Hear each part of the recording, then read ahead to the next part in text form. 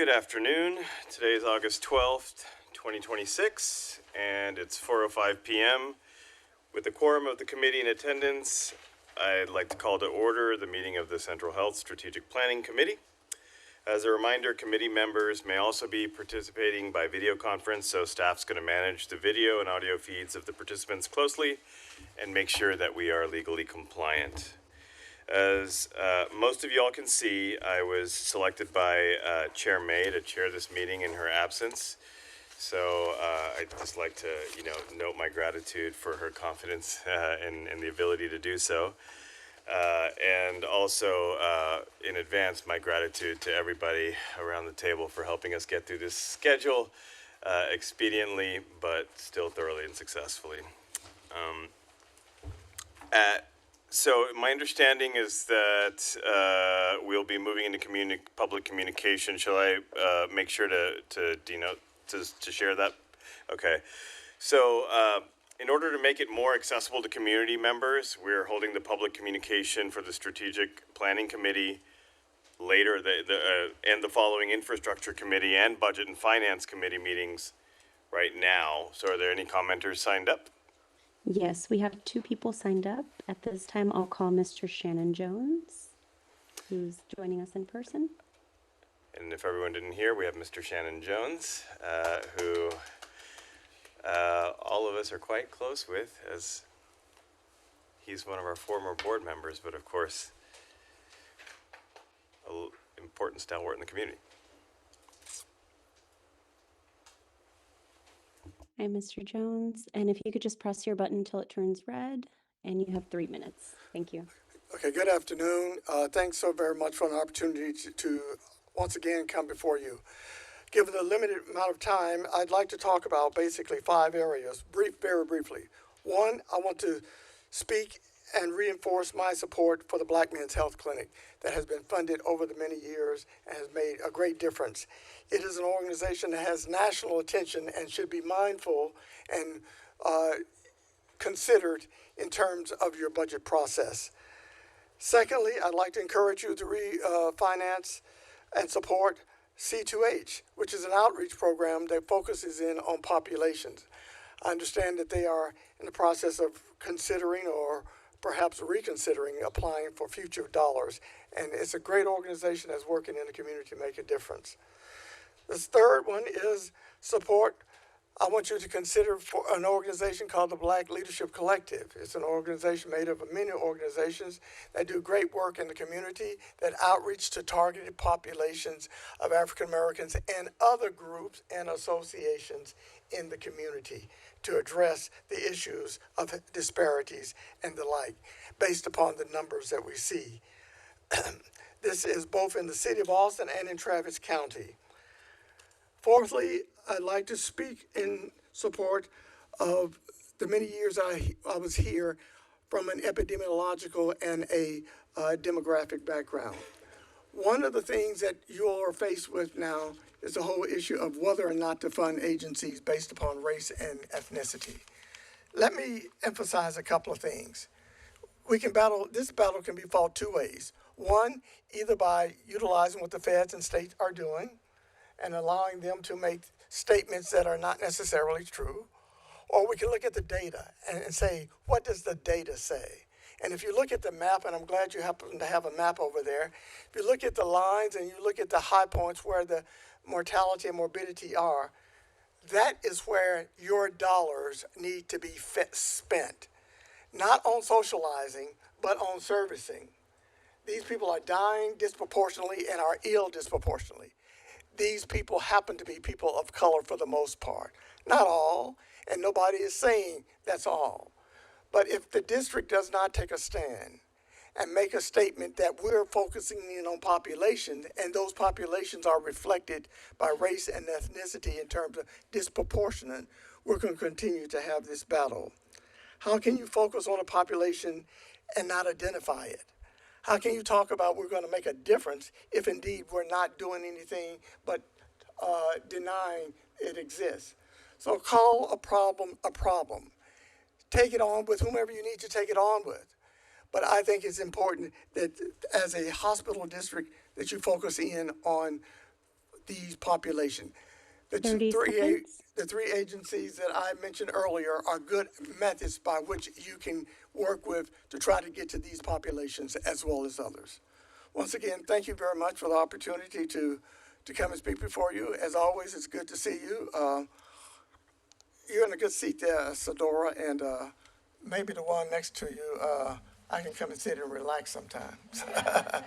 But once again, thanks so very much. And I do encourage you to take up those points I'm talking about, because the data clearly speaks to where the population is and who needs to be served. And don't be intimidated by the feds or the state. Thank you. Thank you, Manager Jones. Thank you, Mr. Jones. Thank you, Mr. Jones. Up next, we have Dr. Nick Yagoda. And as Dr. Yagoda is approaching, I'm going to look to David. We have a It's request in the- for commentary. It's in the agenda. Okay. Yeah, that's why. I just wanted to address something that is part of our agenda, the budget and finance that our former board member, Mr. Shannon, I just wanted to allude to the budget that we have for 2020, fiscal year 2027, ensuring how funding for community-based organizations. I'm not sure if you're aware that this board has passed a policy stating how and who will be funding and the amount that we would be funding our community-based organizations. So I would encourage everyone from the community to look at that policy.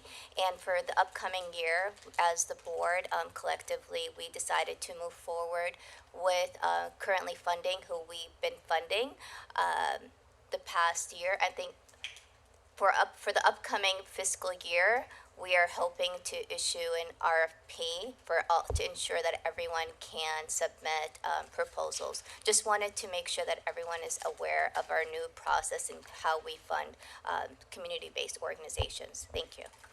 Will that be on agenda during budget and finance? Yes. It'll be on agenda during budget and finance for those who'd like to dive deeper into that. Dr. Yagoda? Good afternoon, everyone. Thank you for the opportunity to speak. I'd like to take a moment to recognize National Health Center Week and to celebrate some of the remarkable work happening across community care in the central health system. National Health Center Week is an opportunity to recognize a movement that for more than 60 years has been built around a simple idea that everyone deserves access to high quality care and that the communities we serve should have a voice in shaping that care. This year, our team brought that commitment directly into our communities through events in Del Valley, Bastrop, and our Carousel North Lamar locations. Together, we distributed 936 backpacks and 500 school supply packs to families preparing for the new school year. We administered vaccines to 227 people and helped 104 schedule appointments across our system. Those numbers matter, and I was reminded recently, as I published last week in an op-ed for the Austin American-Statesman, that perhaps the most important metric in healthcare is one we don't always find on a dashboard: the strength of our relationships. The relationships we build with our patients, with our community partners, with one another, and importantly, across this unique and ambitious health system. Because healthcare ultimately happens through relationships. And this week we received some extraordinary external validation that the work we are doing is in fact having an impact. For the third consecutive year, the Health Resources and Services Administration awarded community care its Silver Health Center Quality Leader Badge, a recognition for our performance as being in the top 20% of health centers nationally. This year we also received HRSA's new High Value Care Badge, recognition given to only 15% of health centers, that is particularly meaningful as we work to deliver not simply more care, but better outcomes and strong cost control for the communities we serve. And for the second consecutive year, the Class Arch Collaborative, which is a collaborative of electronic health record systems across the globe, recognized community care with its Pinnacle Award, recognizing us as one of the top 10 organizations globally for healthcare, for EHR experience among its care team members. Those are remarkable accomplishments, but I think they all come back to the same thing. The backpacks, the vaccines, the appointments, the quality recognition, and the technology recognition, these are different expressions of the same commitment. Building a healthcare system grounded in relationships and worthy of the trust of our community it places in us. So during National Health Center Week, I especially want to recognize the people of community care who make this possible every day, and thank this board and our colleagues across Central Health for your partnership in that work. Thank you very much.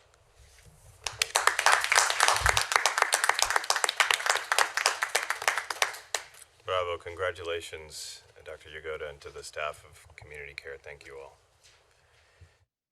Thank you. And this concludes this evening's public communication. So let's go ahead and proceed to the committee agenda. Before we just move on, I just wanted a quick confirmation that the policy that Ram was referring to is on our website in case anybody needs to look at that. The policy on how we're going to be dealing with the those submitting budget requests, Sure. nonprofits and other organizations. Can someone on staff answer that immediately, or do you want to answer I'd like that it- whenever we're in budget and They finance? should know whether it's posted or not, whether it's available for public purview. I don't believe it's posted on the website, but it is in a board packet. It's in a backup packet that Can we please put it on the website so that everybody will have access to it, please? Thank you. As we are a transparent organization. Anything else? So, onto the committee agenda. The first item is to review and approve the minutes of the June 10th, 2026 strategic planning meeting.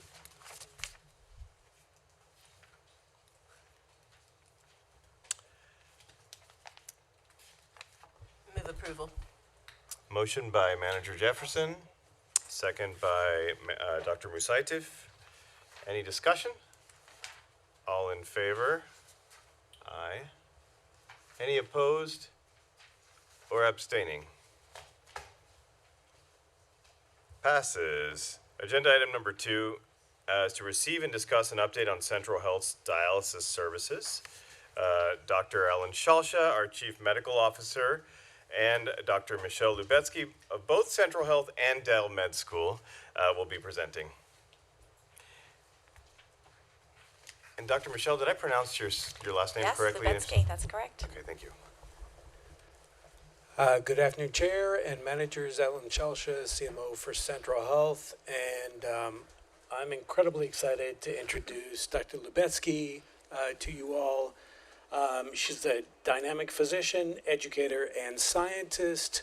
And actually, I first met Michelle about 5 years ago at the Mexican consulate, where we were screening the urine of individuals for protein to see if they had early onset disease, and after which we'd enroll them in care and proactively, through the work of Michelle and the team and the programs that she's built, stop them from progressing to advanced renal disease. And so she's going to speak a little bit about the program. She's going to speak in general about our nephrology department. She really is a true humanitarian, and she's been with us about 5 years. So heartfelt thanks to Michelle and all the work that she's done. And I'm going to step aside and let the magic happen. Thanks. Hi, everyone. Just a brief introduction. I'm a nephrologist. I did most of my training in New York City. I worked for actually 15 years in kidney transplant at Weill Cornell and Montefiore Medical Center out in New York City, doing a lot of biomarkers research and taking care of kidney transplant patients, when all of a sudden my family made an abrupt move in 2020 to Austin, Texas, which I thought was going to be temporary, but my kids fell in love and so did my family, so we ended up staying here. at which point I slowly got introduced to both Central Health, at that time, community care, working part-time there as a nephrologist, as well as the transplant center at Dell Medical School. So I've been kind of bridging both those sides. And my work, in addition to just seeing kidney transplant patients, focuses on access to transplant here in Travis County. And then also looking at, obviously, seeing patients at Central Health for the last 5 years. So today I'm going to speak a little bit about the nephrology program, but talk a lot more about the transitional dialysis program and review some of the data we've worked on collecting since that program started in 2022. So next slide. So that was enough of an introduction. We'll do some data review, and then I'll talk about some future goals for the program that I have, and hopefully you all agree. So our nephrology service with Central Health started in January of 2024. We opened our new subspecialty clinic. So the bars here basically show each color is a different stage of chronic kidney disease. The ideal stage where we want to start seeing patients is that orange and dark purple, which is stage 3, where we can really make interventions that will help slow the progression of chronic kidney disease. So as you can see, each year those numbers have gone up increasingly. We do see a lot of stage 1 and 2. Most of those referrals we send back to community care. We see them, we give some advice, and we kind of work together. Most of those patients get managed primarily by a primary care doctor, a little bit with general nephrology. And then if you look at kind of the hot pink and the dark purple, those are the stage 4 and stage 5, which basically means your kidney function has gone down to below 30% or less than 15%.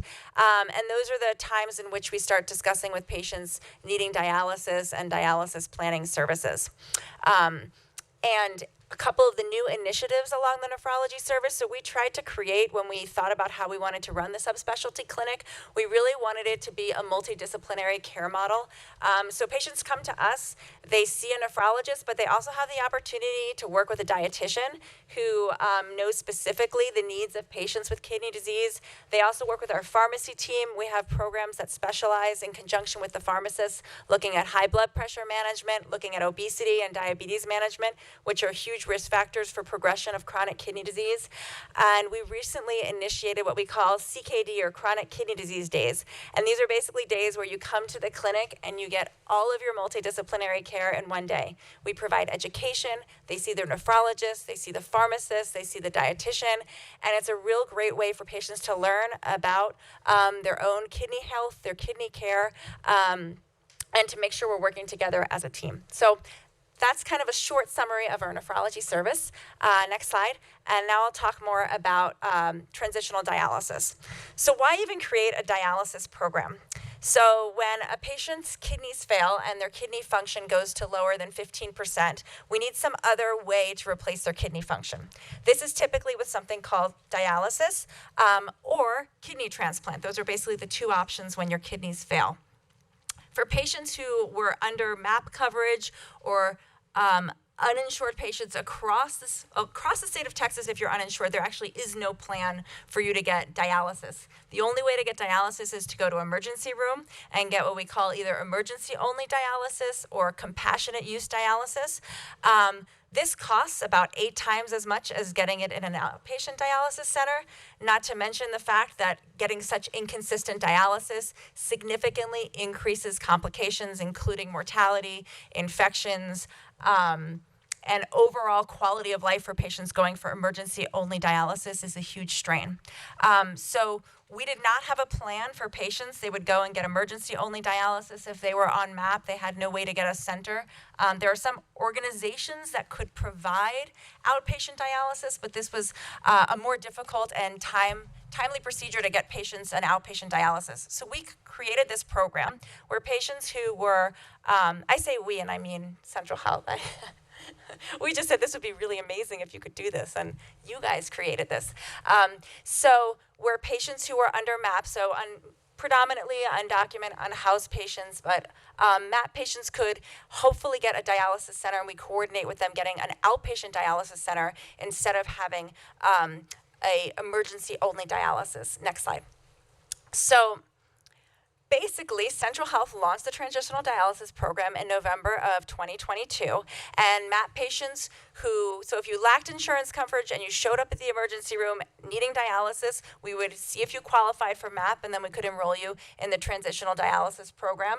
Or if you were seen in the clinic and you had the MAP insurance, we could then refer you to this program. But basically, we would get patients in for outpatient dialysis.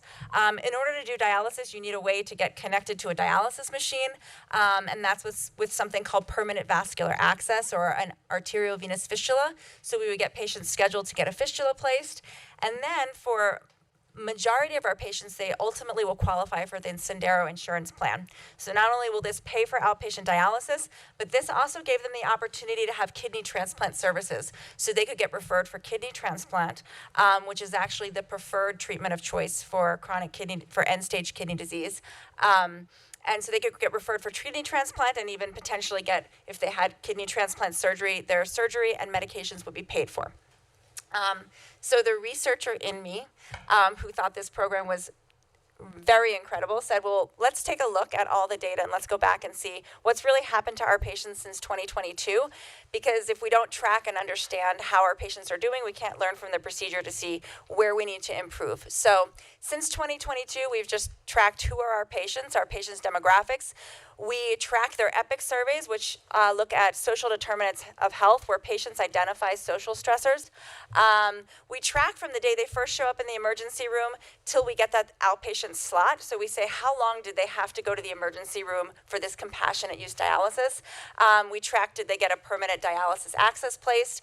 And then last, we looked at transplant referrals and evaluations. Next slide. So if you look, most of our patients are actually far younger than the average American who goes for dialysis. There is about 65. Our patients are only around 52. Most are Hispanic.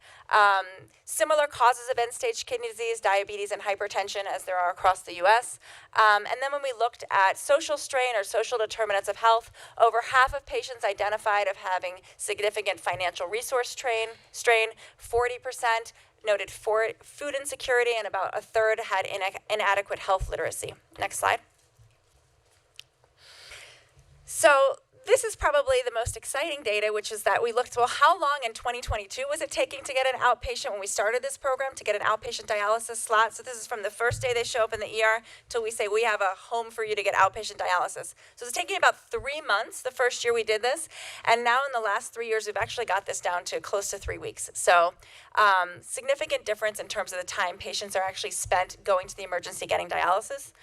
We also have data in terms of, I'm not showing it because it's a little more complex, but emergency room visits, inpatient visits, dialysis visits to the hospital have gone down significantly. So if you look at that period from their first dialysis to the outpatient center, and then once they get outpatient dialysis, the time they're actually going to the hospital, the number of visits, the number of dialysis goes down remarkably. And we're also looking into getting cost for these visits as well.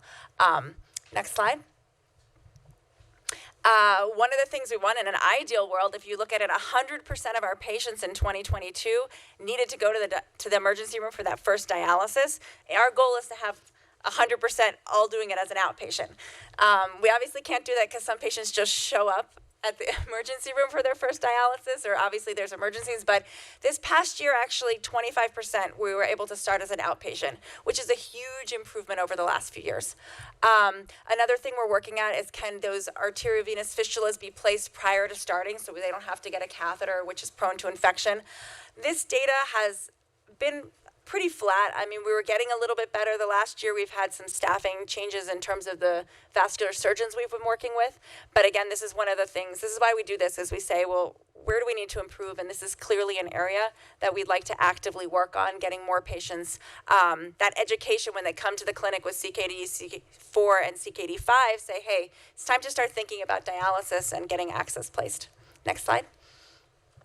And then the last piece of this, doing kidney transplant for so many years, is this, that we've now provided a pathway to kidney transplant for so many of these patients.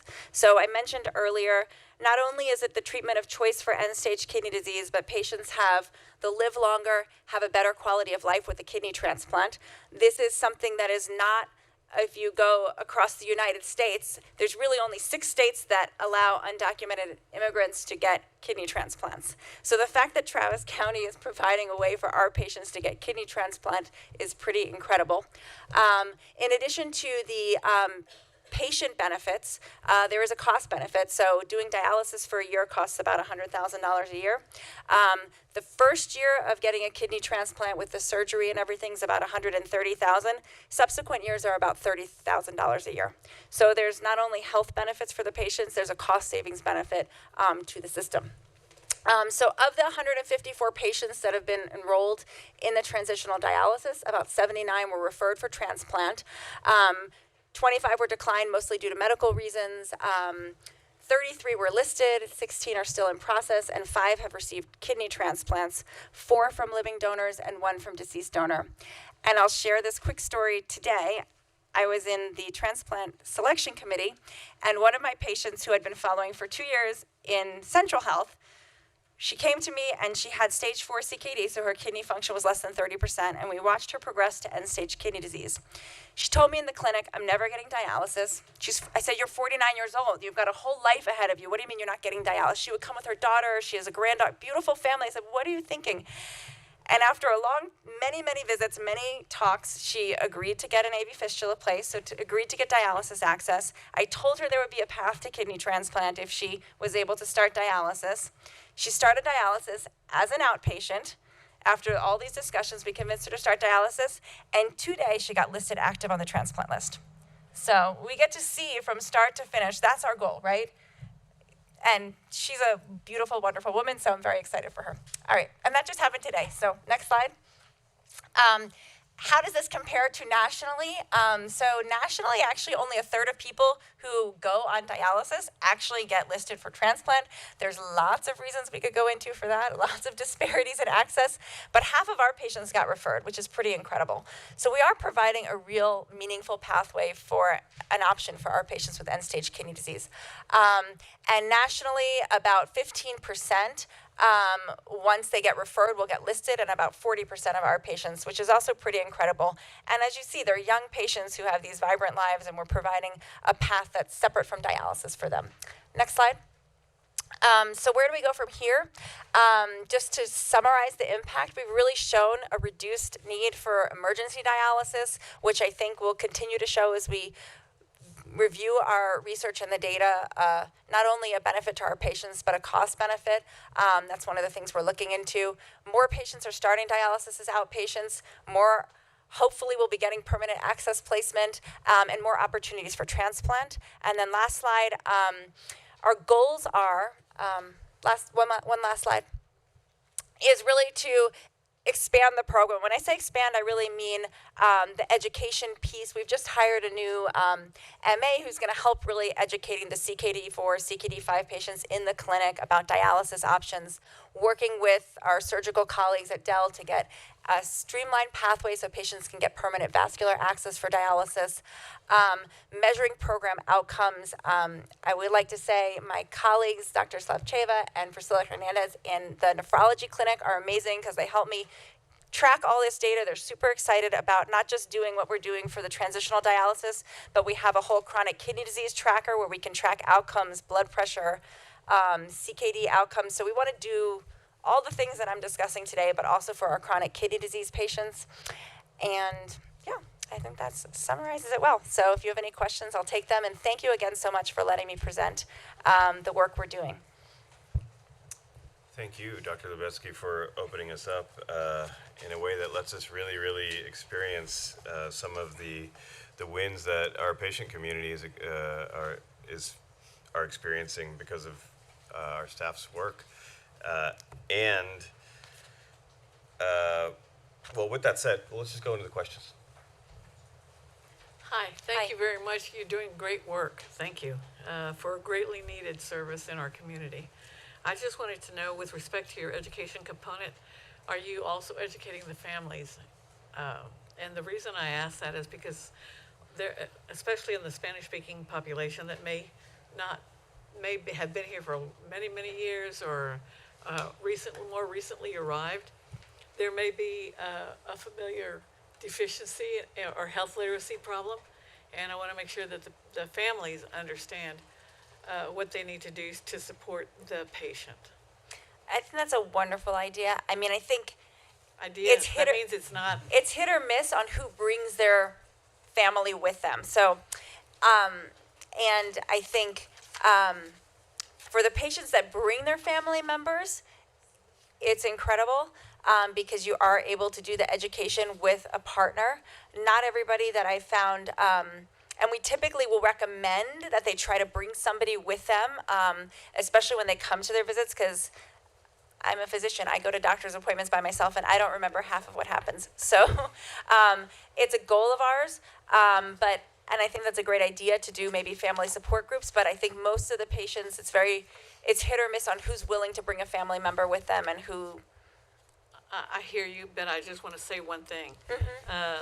This is not, what we're dealing with is a disease that impacts not only the family members, but that whole neighborhood, that whole community, and people who are within their network of friends. And I genuinely believe that unless you do that, you're not going to get a true holistic support for the family, for the patient.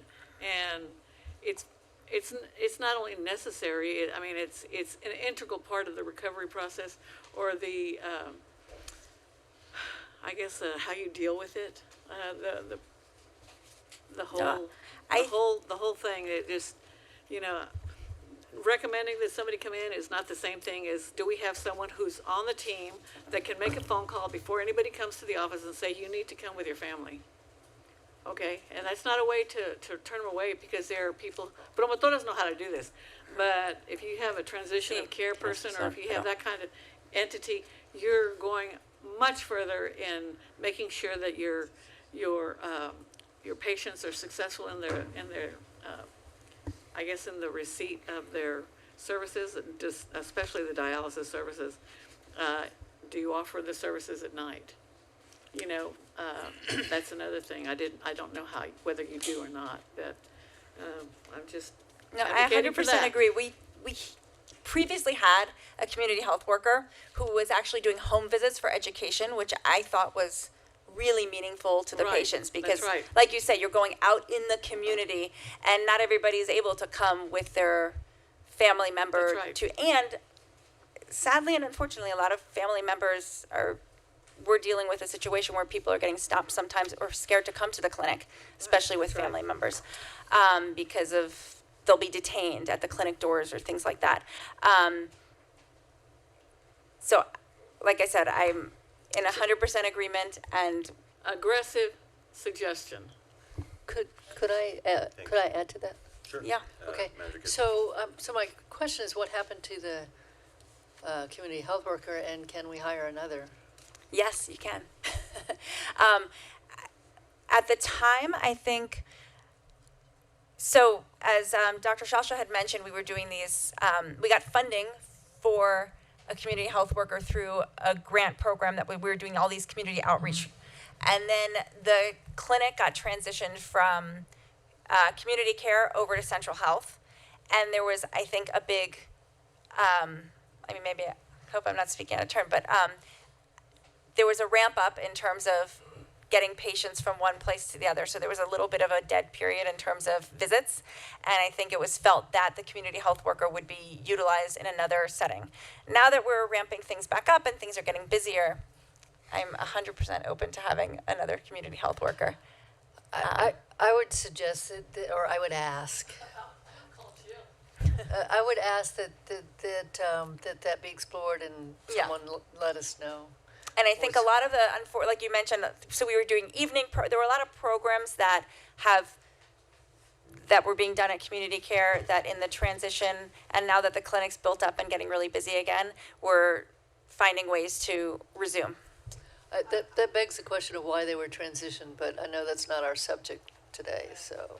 But also, what happened there, that I guess the break, the transitioning, why that transition drop happened Well, between community care, who we have so much support in, I don't think it was.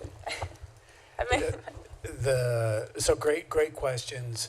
I think there was a period where we enrolled a bunch of patients, and the community health worker was providing education to the families, and then we maxed out. We actually needed to hire an additional nephrologist to up the ante. So we actually didn't drop our patients, but Dr. Lubetsky could only see so many people, at one time, and so that's where we hired Dr. Slavcheva, who joined the team, and the program continued to evolve. What happened to the CHW is she's now teaching other CHWs, and so she graduated and continued to learn, and she was one of the people that started our CHW education program. And so the program has continued to expand. It's just morphed. Where is the concentration? I think we were full. And so that education was being provided in the clinic because it was more efficient to be provided in the clinic. But the program is continuing to grow. But there's no more home visits? We haven't provided home visits for the for the nephrology specifically. I think the home visits for the home care team is still being provided. It's just when we have the kidney disease focus, bringing individuals into the clinic and surrounding them with care was found just to be a better way of doing that. If, in light of the federal, I'm sorry, I'm not going to tell you how to do your work, but in light of the fact that you yourself mentioned that there are some people that are afraid to leave their houses, and you're telling me that, and on the other hand, it's more I better think received at home. this I mean, at the office. Suggestion is pretty well taken that the board supports community health workers doing home visits wherever possible. I think discussing like how that's distributed across our different patient populations with different needs may be a separate discussion and Well, I would just like a report back on the consideration, so. Can you tell me specifically what you like in the report? Well, back? I think that the whether or not the service is provided, for this service is something that it's important for the board to understand. So the service is provided for this service? Can you Whether be more clear? I'm sorry. community health workers with home visits are offered for nephrology is an important thing for us to understand. And if it's not going to happen, then we just need to understand why. That's all. Okay. I'm Thanks. happy to bring that back. And in addition to that, when you're looking at the demographics, if you have patients or prospective patients that don't speak the English language, you're going to have a serious problem unless this is provided. And I want to see, you have 154 enrolled in the 79 referred, 25 declined. that was they were declined by that was a transplant center. Oh, that's thought for they the weren't. transplant center. Yeah, that's from the transplant centers. It wasn't the patients themselves declined. Okay, but in addition to that, I'd like to know what the demographics are. Are they English or non-English speaking? I mean, I see most of the vast majority are non-English speaking. Okay. That says a lot. I am fluent in Spanish though, so I don't know if that helps, but I don't know if that helps, but Well, yeah, I don't know if the implication is that services aren't being delivered in preferred language, but I don't think that that's the case. No. Yeah, No. so, okay. Just want to be clear that services are delivered in the preferred Yeah. language. Thank you. Dr. Martin. Yeah, first off, I want to congratulate you. This is incredibly difficult work to do, and you guys have done an incredible job. I mean, it's really transformational. I read recently, for the Explain to the Board, there was an article in the New York Times recently that the U.S. spent about $50 billion last year on hemodialysis. 95% was felt to be preventable disease. So what they're doing is preventing this incredibly expensive disease. So I do have a couple, and Alan knows I'm a pedant about this, about the difference in cost between peritoneal dialysis versus hemodialysis. Do you know the difference? my understanding is they're fairly similar, but it's ideally for a lot of our patients, actually, peritoneal dialysis would be amazing. I think we've only started a couple of them, mostly because a lot of them are working during the day, Right. and they want to be able to continue with their lives. They're young, they're active, so we had a short period of time that we didn't actually have a surgeon that was doing peritoneal dialysis catheters, and we now do have somebody that's willing to do it. We now do have an education pathway set up, and we are trying to get patients on that pathway. Thank you.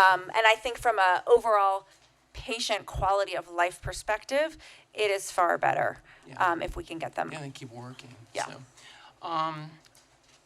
So I had a question about, we went through the 25 people declining transplant.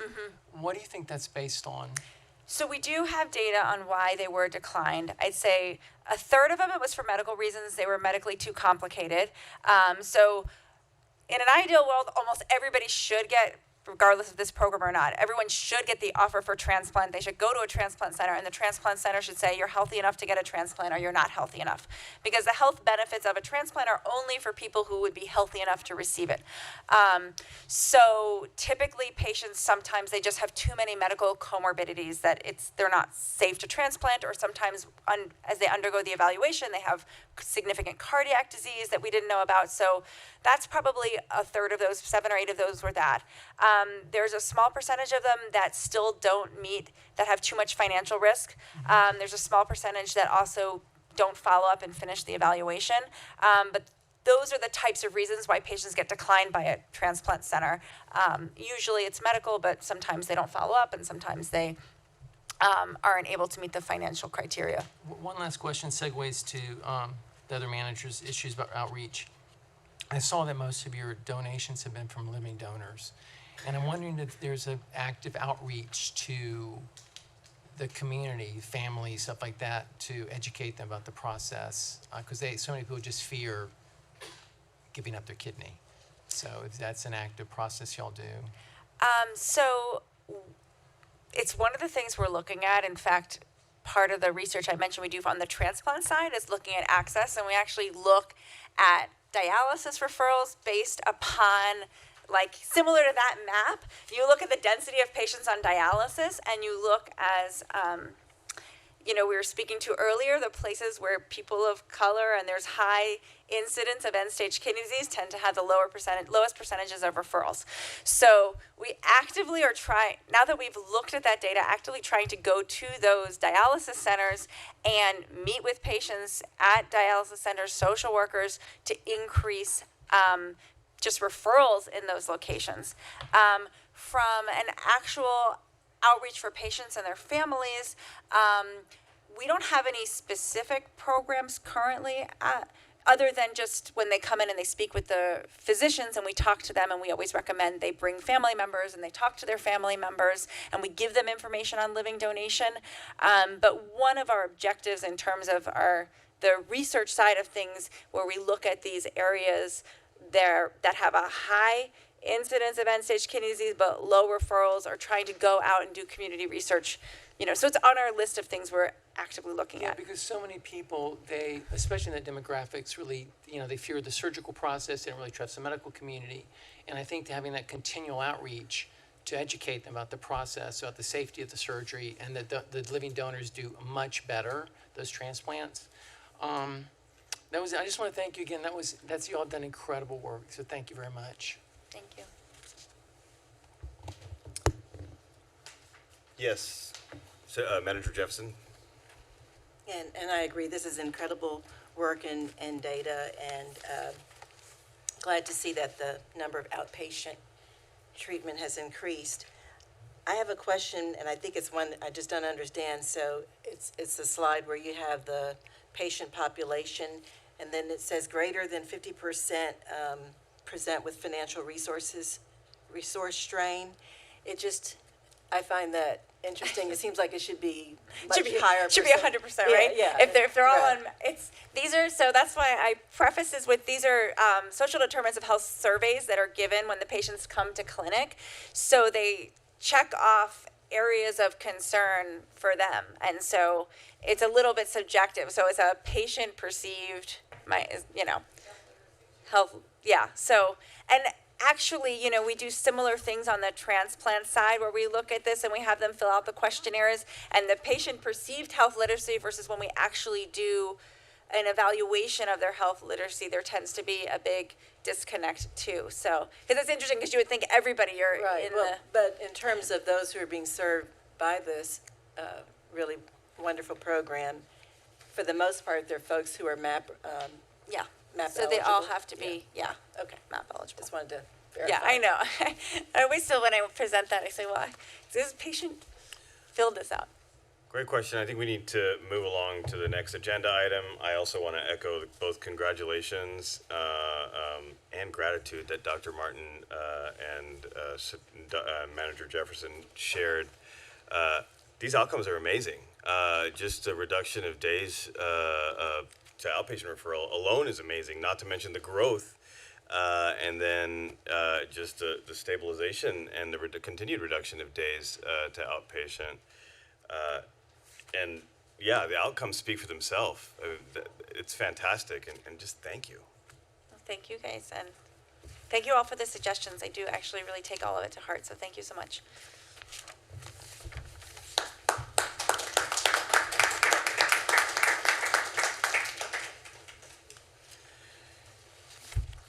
The next agenda item is to receive and discuss an update on the safety net focused community health needs assessment, also known as the CHNA, and gap analysis process.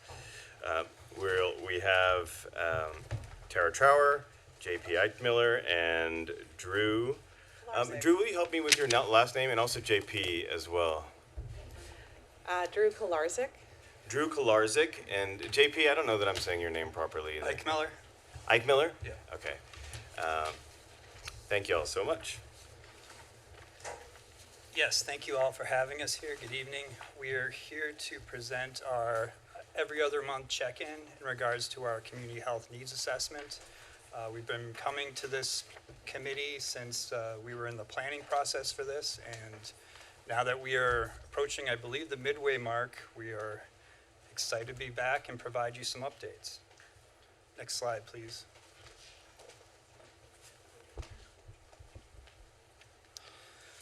So first we want to provide a reminder of how the CHNA and other planning assessments don't operate in silos. They all coexist to support each other.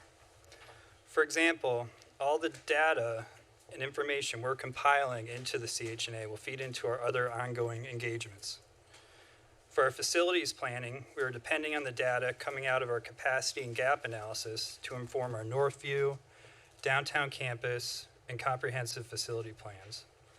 We also have new and upcoming initiatives, such as our mental health crisis center and step-down facility planning. We also continue to leverage our qualitative data to support our board through a strategic planning process. And we will use this information to support public communications by providing transparency through public reporting and directing our efforts around enrollment and community engagement. Next slide. All right. Good evening. Thank you, JP, for setting us up. So this one slide the structure will look familiar from the last update.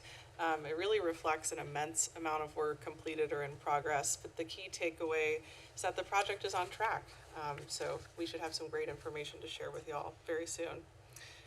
So starting at the left column under accomplishments, at the last presentation we gave to y'all in June, we just shifted the timeline for the capacity assessment and gap analysis earlier. We'll provide more detail on the scope on the next slide, but we've kicked off that effort and fulfilled the pretty extensive data request behind that. For the resident survey, we've exceeded our goal of at least 600 surveys. We're just over 700 now, and those were collected through events. I'm having to look at my paper to remember all the venues, but events, online promotion, clinic and wellness center, collection boxes, and other outreach and promotion across the central health and community care service areas. So thank you to our consultants and to those who supported those efforts as well. For our key informant interviews, we've been working on reaching out to the list that was shared on July 19th from that board strategic planning retreat. So we've made good progress on our first kind of batch of key informants, but are also reaching out to those organizations as well. Now I'm going to briefly hand it over to Tara to talk about the community care update. Hello. So yes, we were able, as part of this engagement, we've been getting information from the consultants so that we're also able to brief the Community Care Board of Directors. I and my team have been very involved in this overall process. And so we had our strategic planning committee meeting just a few weeks ago. I will say, for our part, the CHNA is really critical, not just to meet our obligations. We are required to do one every 3 years, but it's part of the reason how we assess and recommend service lines and locations for primary care folks within the health center. And the board is very encouraged. They will start their own strategic planning process that will run in alignment with Central Health, that will use the CHNA as inputs, as well as some other analysis that we're doing specifically around the health center patients. All right, now moving back to our current focus, so that center column there. Top of mind, of course, is the accelerated capacity assessment and gap analysis element of the project. Our work group has just received some initial productions to be working through. On the next line down, the resident survey is closing this week to avoid, I've been told, dilution of the sample. I have subject matter experts here if you have more questions about that, but it was the recommendation of our consultants that we conclude this week. Oh, so no worries. I'm moving quickly, trying to get through all my material here. So the resident survey is closing this week to avoid diluting the sample that we have. So we've already met the needs for this assessment from our survey. Okay. JP, is there anything you want to add to what I said? No, I think it goes to your earlier point. Our goal was 600 to reach a representative sample of the county that was broken into different demographics, race, ethnicity, genders, ages. We hit those marks, we exceeded those marks, so we no longer need to be asking the consultant to collect more of these surveys.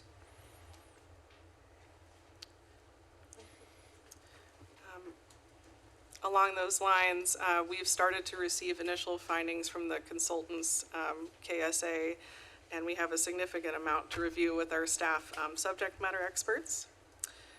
So as a follow-up to that, we'll look at what's upcoming.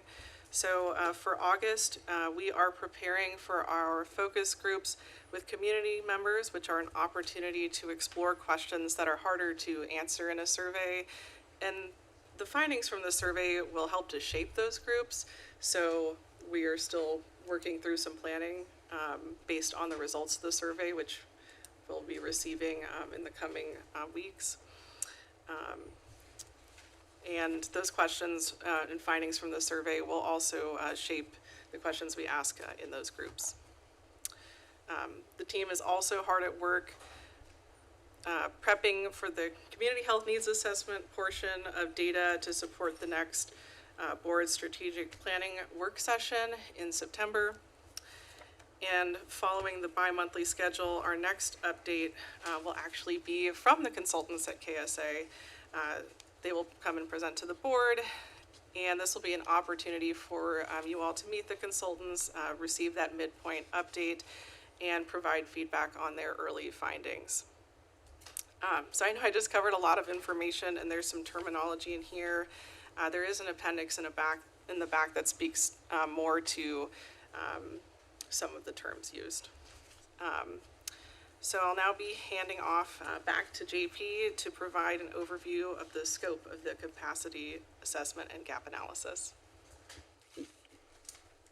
As Drew mentioned, we are engaged in an expedited capacity assessment and gap analysis with our subcontractor Whitecap. We've brought this map back as a reminder of the areas that we're going to be analyzing through this assessment. This includes Travis County in blue, the community care service area highlighted in orange, and then the 11 county level 1 trauma catchment area. This analysis is comprehensive and forward-facing. We're projecting out over 120 service lines over a 20-year period. Whitecap is pulling from a wide range of public and proprietary data sets, including Central Health's and Community Care's own data. This, along with the larger scope of the CHNA, will inform a range of strategic planning efforts, including current and future system facilities and service line planning. Now I'll hand it back to Drew. All right, next slide, please. So thank you, JP. So we're here today in August, and again, the next update will be in October, and that will be delivered by the consultant KSA. As I mentioned earlier, the overall project's on track, as well as the capacity assessment and gap analysis, initial preliminary piece in September. And we are looking forward to coming back with some more information to share. All right. Thank you all. Manager Musaitif has a question. Yeah, thank you all for this. So, Drew, I had a question related to the sample being diluted. Is like, could you elaborate a little bit more what you meant by it, and how would that sample be? If I could just share my understanding, and you could thumbs up it or thumbs down it in the interest of expedience, is it sounds like we've achieved what's required to have a statistically significant sample and representative, and any further collection, the return on that risks diluting the sample with either extraneous or duplicate responses rather than enhancing the quality of the base sample. Does that sound right? Or, okay. Okay. Can I ask a follow-up question? Of course. I'm not sure I'm understanding how that would be a dilution. I can understand, I was thinking of it more of as you're trying to meet a certain balance in terms of the sample. So to be demographically appropriate and age appropriate and things like that, as opposed to balancing what kind of responses we get. Sure. So that's what I'm not understanding. So we got a really good briefing today from the consultant on this exact issue. And so as Manager Motwani mentioned, that there is a threshold when you survey to make sure that you get a scientifically significant sample. And then additionally, there were some sub-targets to make sure that not only were we getting the right number, but that it was adequately representative of the patient base. And so there's diminishing rewards when you go above that. We certainly could go ahead and collect, and unlike things that are at a moving target, there's also something about a snapshot in time of a survey. So once we have reached those marks, particularly when we're spending other dollars for consultants, we cut it off once we've reached what we feel like, which is why we're going to do the focus groups. So we will still be able to dig in on some of the themes that are mentioned as part of it. It is not to, as when we do, for example, a employee engagement survey or something like that, where you want as many as humanly possible, this is a little bit different type of engagement. Okay, so there will be focus groups. Okay. Yeah, Manager Jefferson? Nice segue, because I have some concerns about the focus groups. I can't read that map over there, but I think what it's saying is that the darker colors might show more of the density of those who are in need of our healthcare services in terms of financial need. And so I would hope that the focus groups will make sure that it is tapping into the areas of highest need, and not just kind of speaking to community advocates and believers or whatever, but let's go to the folks who actually need who need the services. Yes, ma'am, that is the intention. Thank you. Manager Valdez, do you have a question? Mine's easy. It's just going to be a follow-up to what Manager Jefferson was talking about, and that is when you're going to do the focus groups. One of my historical experiences with focus groups, including Central Health, is that a lot of times the bulk of the people participating are the advocates or the entity, business representatives, the healthcare organizations, et cetera, as opposed to the patients. So I want to make sure that we have focus groups that are patient driven as opposed to bureaucratic or entity or administrative driven. Thank you. Is that going to be the case? Yes. Thank you very much. Thank you. Any other questions?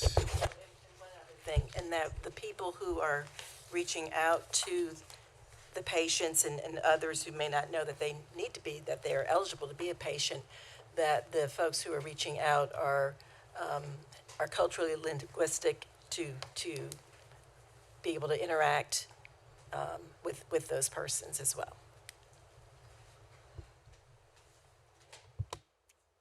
Got it. Thank you all so much. Appreciate the update.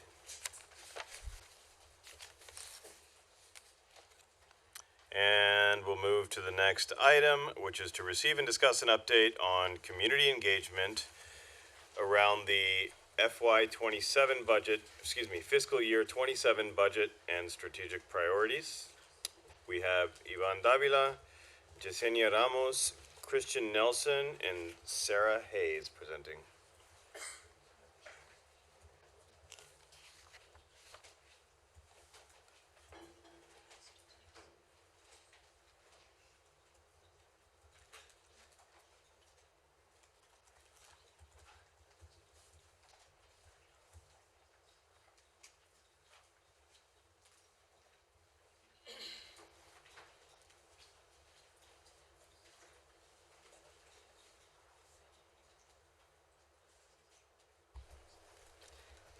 Good evening, Board of Managers.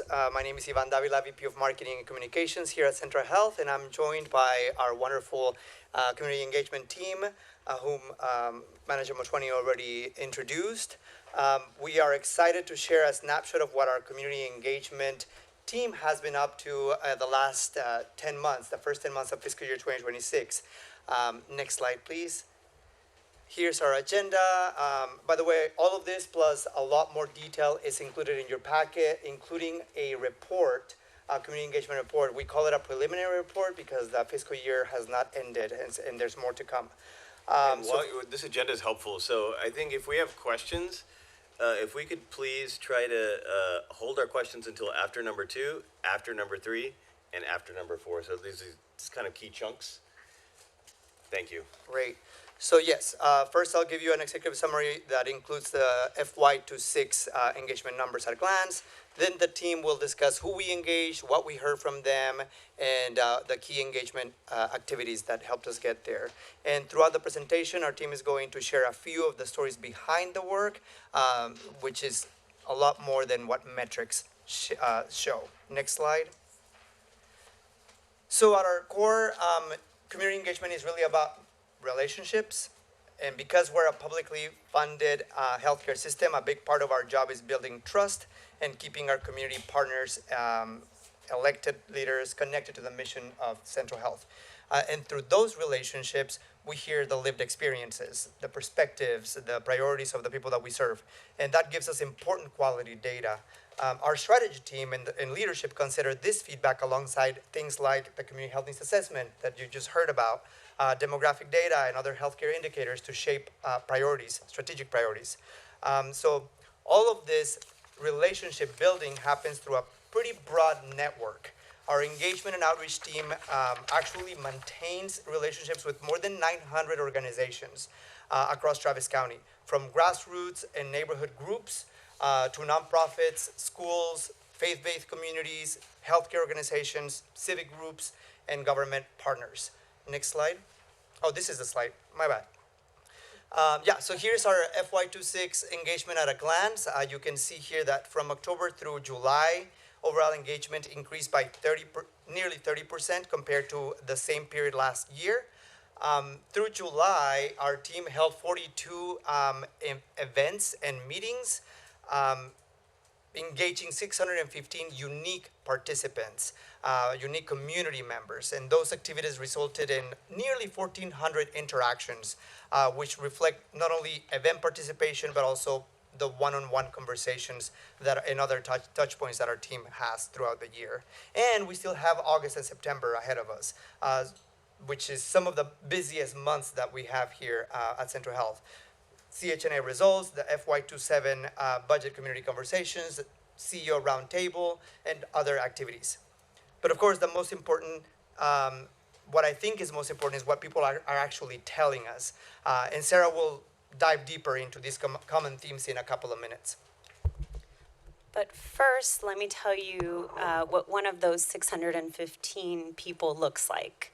And so in this photo is Margaret and her granddaughter. I actually met Margaret over the phone. She had seen one of our flyers at her local library, and because my phone number's on those flyers, she gave me a call and let me know that she had actually printed out a bunch of flyers and put them all over Precinct 2. And so she brought her granddaughter to the community conversation. She wanted her to learn what it means to participate in her community and to see what can happen when you give honest feedback and to make your voice heard. So I thought that was really neat. And that's the part of the 615 that I want us to remember. Behind every number is a Margaret. Next slide, please. And before we get into the work, we really want to start with a huge thank you. Thank you to all of you here on the board, to our Community Care and Sendero Board of Directors, to our 3 CEOs, our system leadership and staff, and especially our community health champion volunteers. Community engagement is absolutely not something that we do alone. It takes people across the system opening doors, answering questions, sharing information, and just listening. And today we want to do things a little bit differently. Rather than filling these slides with charts and numbers, you're going to see the people behind the partnerships, behind the communities that we work with. Next slide, please. And so this is one of my favorite photos of this fiscal year. Here's our some of our community health champion alumni from the Northeast Austin, Runberg, St. John's area who came to our Precinct 1 community conversation. And what I love most about this photo is that they weren't just here to tell us what their communities needed. They were there to listen. They wanted to hear about the plans that the Central Health System has, and they wanted to ask questions and understand what comes next. And fun fact, most of them are now also certified community health workers through El Buen Samaritano. And next slide. So let's talk about who we engaged, because Travis County is incredibly diverse, and so our approach has to reflect that.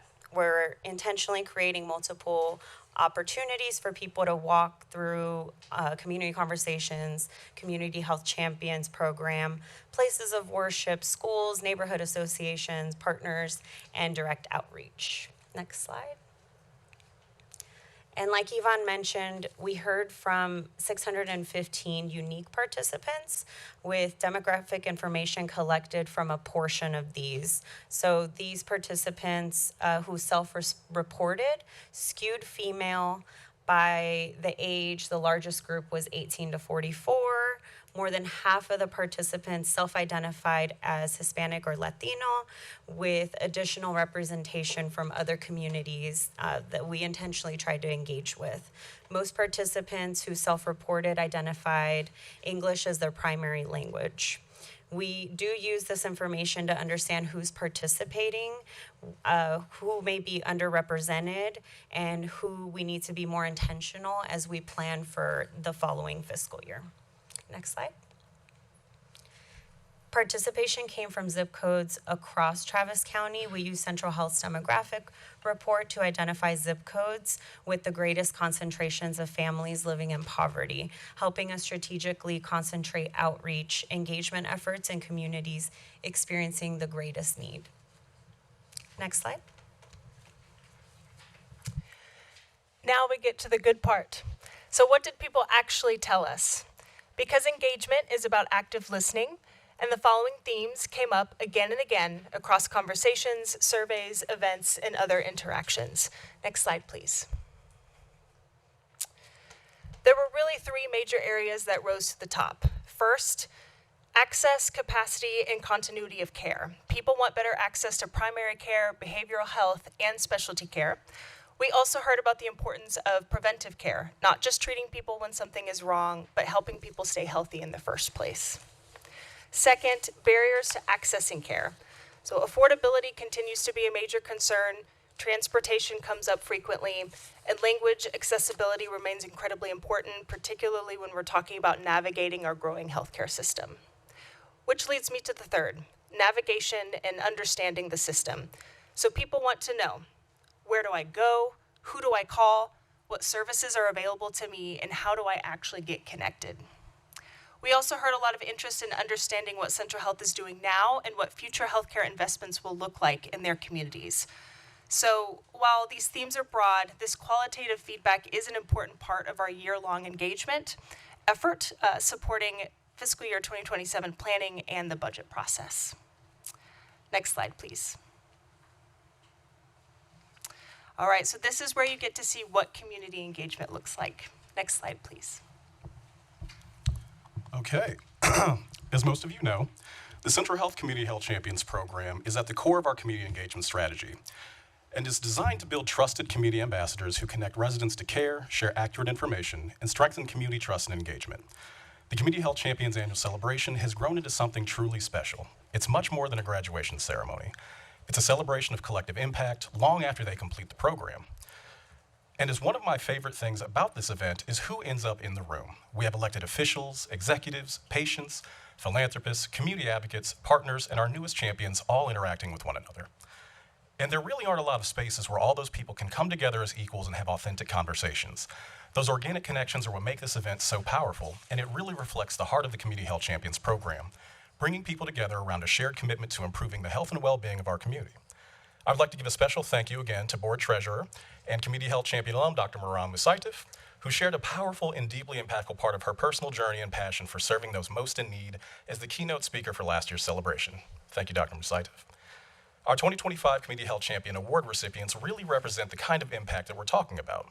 And with that, the winners of the 2025 Community Health Champion Awards were, next slide, please. For the Health Award, M. Gray, founder of the NICE Project, which stands for Naloxone in Case of Emergency, and who's also a Community Health Champion alum. The Community Award went to the Hungry Hill Foundation, one of our newer partners, and a very vocal advocate for the needs of our community. And the Champion Award went to Rachel Blair, Chief Strategy Officer with HAM, the Health Alliance for Austin Musicians, one of our longtime partners. What I love about these awards is that they're not simply recognizing someone for attending the program, they're recognizing what happens after. They're recognizing people who took those relationships and that knowledge and continue putting them into action. Next slide, please. And speaking of champions, our newest cohorts have been really exciting because we've continued to expand who has access to this program and how we deliver it. This most recent cohort included 43 graduates. Additionally, we've expanded our Community Health Champions programs to reach communities in ways that reflect their language, culture, and lived experiences. Next slide, please. We had 11 Community Health Champion graduates from our Northeast Austin cohort, conducted entirely in Spanish, and hosted at Dobie Middle School. Next slide, please. Also earlier this spring, we had 9 Community Health Champion graduates from our Southeast Austin cohort, hosted at the Southeast Health and Wellness Center, and also conducted entirely in Spanish. And for the first time ever, next slide, please. We welcomed 15 graduates from our first ever Vietnamese language Community Health Champions cohort. These cohorts show that cultural and linguistic accessibility is about more than just translation. It means creating spaces where people can participate fully, build meaningful relationships, and feel that a program was designed with them, not simply for them.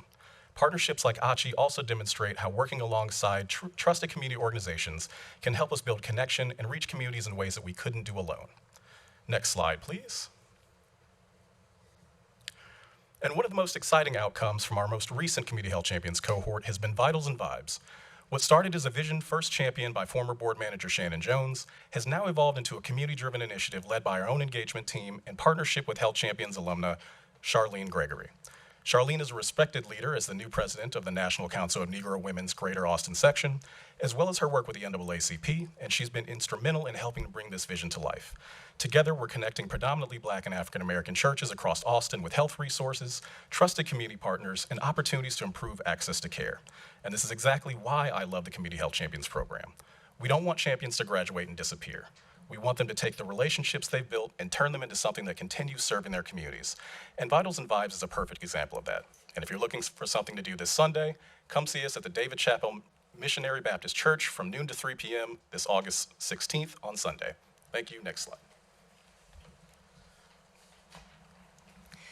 So we also had the opportunity to bring Dr. Lee together with leaders from our AAPI community for our AAPI CEO Roundtable. We had 19 attendees representing community organizations and leaders, and what made this valuable was that Dr. Lee had an opportunity to hear directly from community leaders about their experiences, their concerns, and what they believe Central Health can do better to support AAPI communities. So that direct feedback is incredibly valuable. Next slide, please. And speaking of communities, we really do make an effort to try to be in as many different spaces as possible. This photo is from our Colony Park holiday event, which has become a tradition for a lot of our Central Health staff to volunteer to bring some holiday joy to our Colony Park families. And yes, that includes dressing up as blow-up gingerbreads. We do it all. And the Colony Park Neighborhood Association does a really, really good job with this drive-through event every year. And if y'all have been to this event, you know they have it down to a science. Which brings me to our next slide. Because how great was the groundbreaking for the Colony Park the Colony Park Health and Wellness Center. This was such a special milestone, and I want to give a big shout out to our infrastructure team and, of course, the Colony Park Neighborhood Association, because this event was a true depiction of what community collaboration looks like. You had community members, neighborhood leaders, Central Health System staff and boards, elected officials, and partners all come together to celebrate something that will have a lasting impact on this community. And this marks a major, major milestone for Colony Park, and we're so excited to watch it all come to life in 2027. And speaking of major milestones, next slide. I know you all know about the Hancock Center because everyone I talk to has seen it from the outside, and I get to proudly say, yep, that's our system. And we recently held a stakeholder tour, which I think most of you were at, and where we celebrated the phase 1 opening of the Hancock Center, and our stakeholders got to learn a little bit more about that. It was a smaller gathering. It was pretty big, but it was a smaller gathering.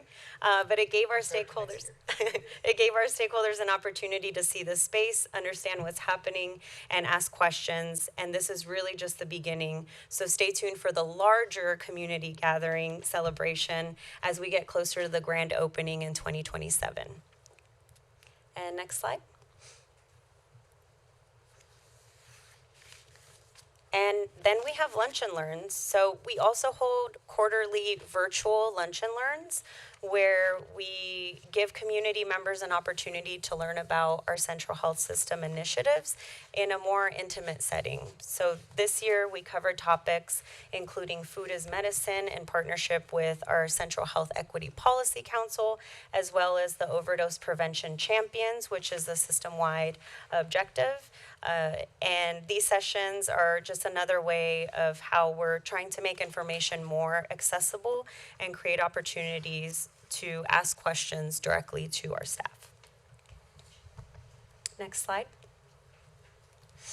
For the second year, we've partnered with our Travis County Commissioners to host a community conversation in each of the 4 precincts.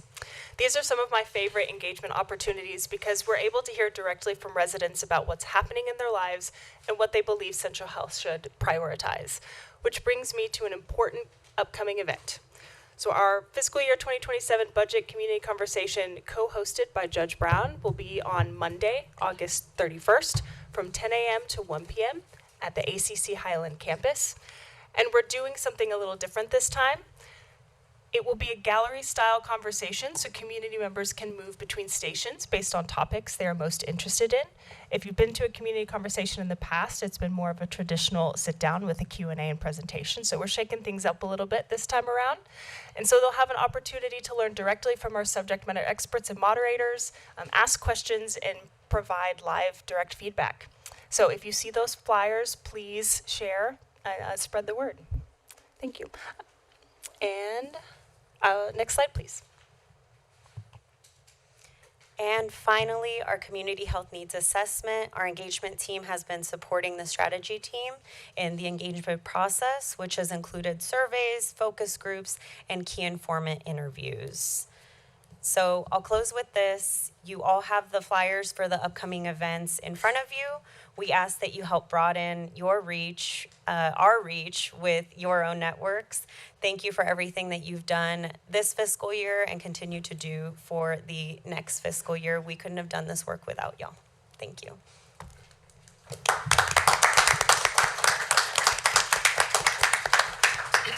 I think everyone agrees that the magnitude and the just a degree of polish of outreach has grown dramatically. Your numbers show it, we feel it, we see it, and super impressed and grateful. With that said, before we move into questions, I also want to encourage board members, if you want to grab a plate, dinner is there. I think we are pretty behind schedule, so instead of doing a recess where we get dinner, and which can be inefficient, getting everyone in and getting everyone out, just feel free to grab plates one or two at a time while we're doing this Q&A and starting up the infrastructure committee meeting. Just keep an eye on quorum. With that said, Manager Musaitif has a question. Yes, well, thank you all for everything you do. You really do a phenomenal job, and I personally have seen it, and yeah, you guys are the dream team. Keep up with Ted. You're all amazing, so kudos to you, all of you. Thank you for everything. One thing, comment, if you all can more, especially during this time, I know you have done and you do this outreach, but I just wanted to do more, if you can have more of intentional effort to reach the Muslim and Arab community here in Austin, in Travis County specifically. So I would really deeply appreciate that as you continue with your efforts. Thank you. Absolutely, thank you. Dr. Martin? Yeah, thank you. I mean, amazing work. I did have, and I kind of want to segue this to Manager Valadez. I think that once again, having this outreach thing on a weekend would be really great for, our patients work, and they work on Saturdays as well. But I think there'd be a lot more accessible for a lot more people. That's all. But it's amazing work. Thank you. I do want to chime in that Vivir con Ganas is like both an outward-facing event, but it's also a heck of an outreach mechanism too, and that's going to be on a weekend, and I'm sure, is it September 11th, September 12th? the 12th, Saturday Yes, at Regency. You actually have that flyer included as well. Yes. So yes, please join us. Any other questions? Just one last one. Okay. My idea, and I appreciate you all doing the patient demographic breakdown, but what I would love to see us make inroads into our non-enrolled population. Uninsured, working poor, they don't come in, they're hiding in their houses because they're afraid to get on the streets. That population, and that to me is a very targeted outreach campaign that I would like for you all to engage in, or maybe teach the other departments and those other entities or other entities that you're working with. What are they doing, and how can we do it better? I'd like to see that. So next year, or next time you do, we do a review of your successful endeavors, that we can see how many of these participants were previously non-participatory and how many are now. Okay. Yeah, Does that absolutely. make any sense? Our outreach team does have those numbers. They actively do that out in communities, including weekends. So I'd like to see that, because I want to be able to see how we're making inroads into our uninsured and unenrolled population. And we'll certainly add that graph to the report next time. Thank you, Manager. Especially targeting males, We want to see more males here. As you said, you tend to skew female. We want to see the more males. Seems like it might be helpful to identify, an opportunity gap and then track that gap and our progress against that gap over the following year, but that's just a thought. Any other questions? Super. Well, with that said,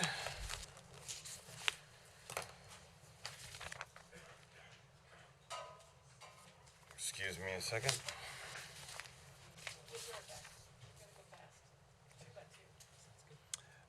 That concludes the Strategic Planning Committee, and our next Central Health Strategic Planning Committee is going to be tentatively scheduled Wednesday, September 9 at 3:30 p.m.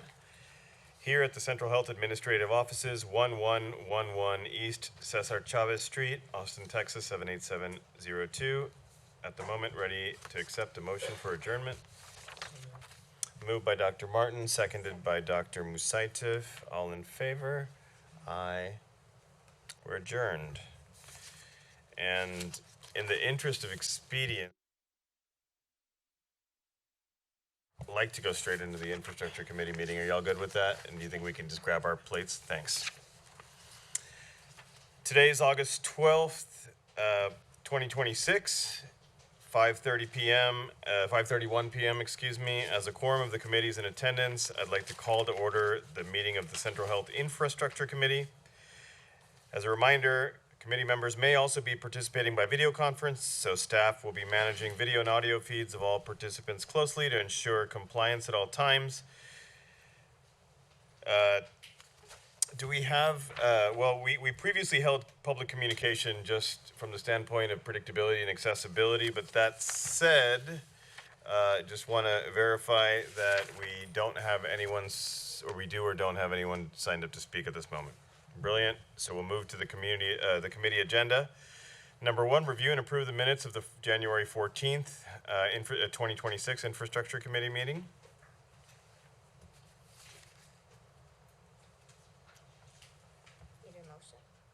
Yeah, it'd be great. I move the consent. Dr. Musaitev moves approval of the minutes. Dr. Martin seconds. Any discussion? All in favor? Aye. The minutes pass. Any any opposed or abstaining? Okay. Then the second agenda item is that we're going to receive and discuss an update on the Central Health System Facility Condition Report, Interactive System Facility Tool, Facility Planning, and we have Stephanie McDonald, JP Eichmiller, and Mauricio Rodriguez. Is that right? Is it an executive? Yeah, I didn't have that here, so. I'm going to pause for a second. Should we take this one in the executive? I wasn't sure what the plan was. I'm going to pause for a second. Bear with me.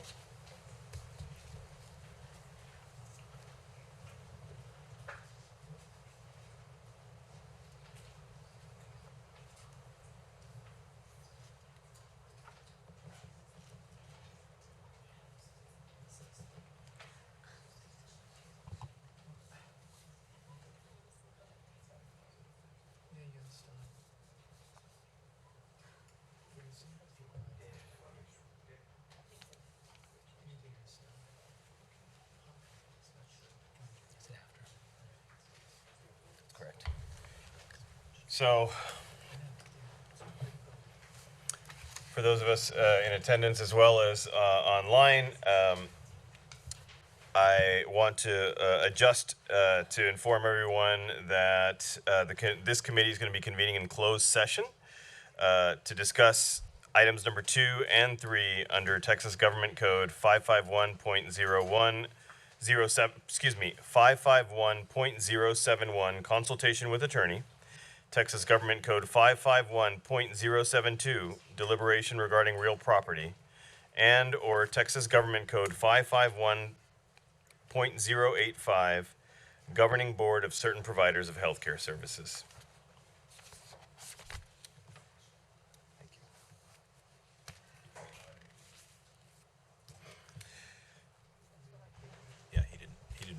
three? Could you read item three? Item 3 is to review and take appropriate action on potential lease of real property and other possible avenues to support direct mental health care and associated partnerships. Thanks, David. And then date and time. It is August 12th, 2026, and the time is 5:35 p.m.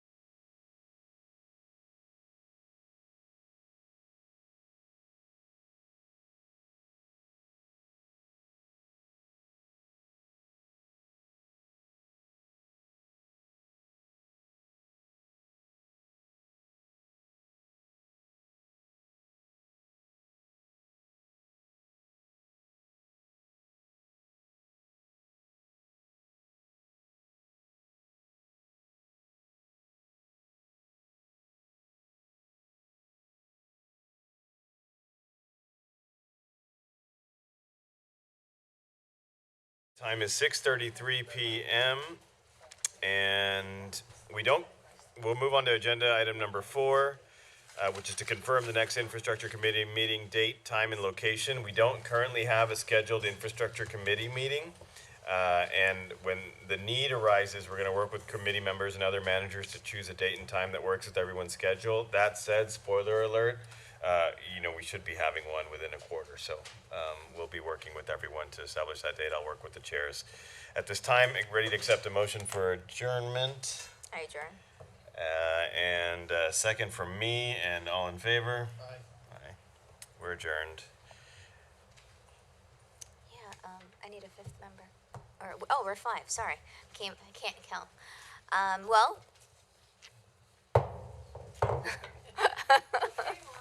Okay, good afternoon, everyone. Today's August 12th, 2026, and it is 6:36 p.m.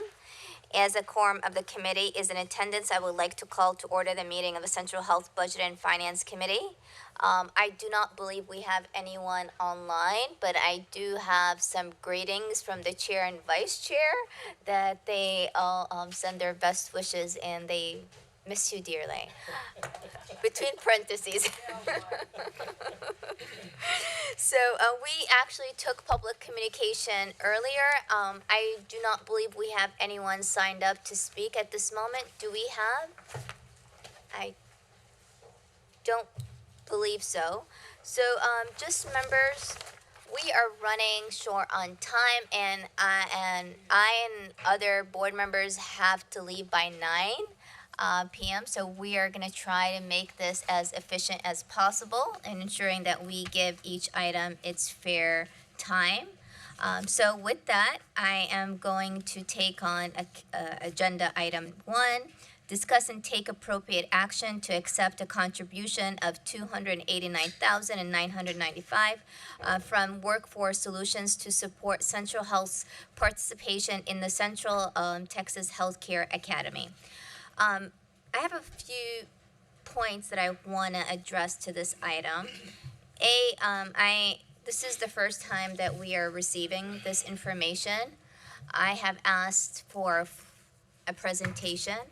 But in addition to that, this in future, any future donations, Dr. Lee, or contributions to Central Health, and I spoke with the vice chair.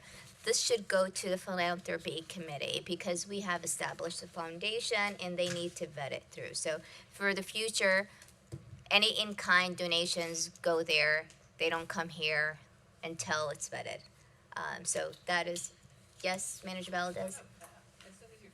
Oh, okay. So I just wanted to make that, and because of the time and not to postpone this item, we're going to take it in budget and finance, but just be mindful in the future. That's a process we'll take. So I know several have submitted some questions about this item. We're gonna allow staff to present. And after they present, if you still have pending questions or comments, we will, if they're not answered by the presentations, we'll take them. So at this time, I am welcoming Carol Wang and Kim Gavitas, who will be presenting. So welcome, and please proceed. Oh, yes, sorry. Manager Valdez. Madam Chair, the only thing that I was trying to ask is whether or not we could move our action items to the front end of our meeting, and informational items Well, this is an action item. Okay. This is an action item, Okay. and there are some items that we are gonna take in close. So I tried to organize our Thank you. meeting. I got it. Thank That you. we take everything that we need in open at first, and then in close, rather than Okay. going back and forth in open and close. So thank you for that. Please proceed. Thank you. Kim Gavitas, Grants Manager. I'm Carol Wong, Director of Education and Research here at Central Health. I'm going to let Carol kick this off if we can move to the first slide. Okay. Well, thank you so much for having us today. It's a privilege to sit here and share more about the Central Texas Healthcare Academy. Oh, sorry. So this Central Texas Healthcare Academy partnership is a collaboration between Workforce Solutions, ACC, Central Health, Baylor Scott and White, St. David's, as well as Ascension. So essentially, this partnership works to create pathways to education and employment in the healthcare industry. So this was started in 2026. We're actually launching in a few weeks, actually in August with the new academic year. Essentially, this education and workforce development program provides opportunities for students who may not traditionally be familiar with healthcare careers or options for healthcare careers. This Healthcare Academy specifically targets those students that are maybe expressed interest in allied health professions. So you see on here, this includes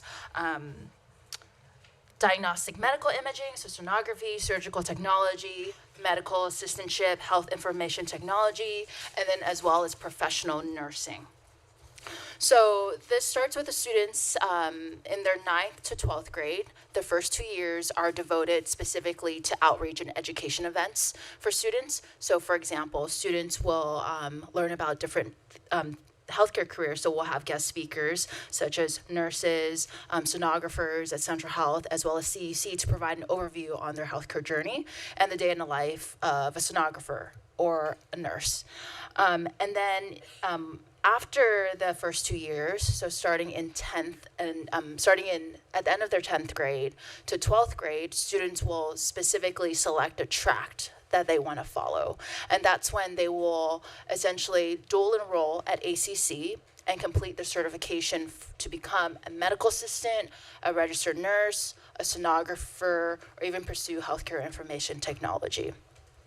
Okay, next slide. So this is a brief overview, as you can see on here, that breaks it down. So the first 2 years are solely devoted to outreach and education efforts. It's 11th and 12th grade is when Central Health and CEC will be providing observership opportunities as well as formal rotations for these students that are dual enrolled at ACC. One thing that I also want to note that I did not mention at the beginning, so there is a significant healthcare shortage when it comes to these specific careers that have been identified, nursing and the other allied healthcare professions. So within the U.S., there is a 3% growth in all careers all across the board in the U.S., specifically in the Austin metro area, according to Workforce Solutions capital area. For the 10-year growth, we see a 24% growth. In registered nurses. For medical assistants, we see a 34 to 40% growth. For sonography, we see a 26% growth. So what this presents is there's going to be a dire need for folks in these specific healthcare professions within the coming years, and it's so important for us to address the shortage sooner rather than later. Thank you. So if we can bump forward, Carol talked through the role that Central Health is going to play in this. If we can move right to the next slide, though. As part of our participation in this program, Workforce Solutions has pledged up to $290,000-ish for a dedicated program coordinator.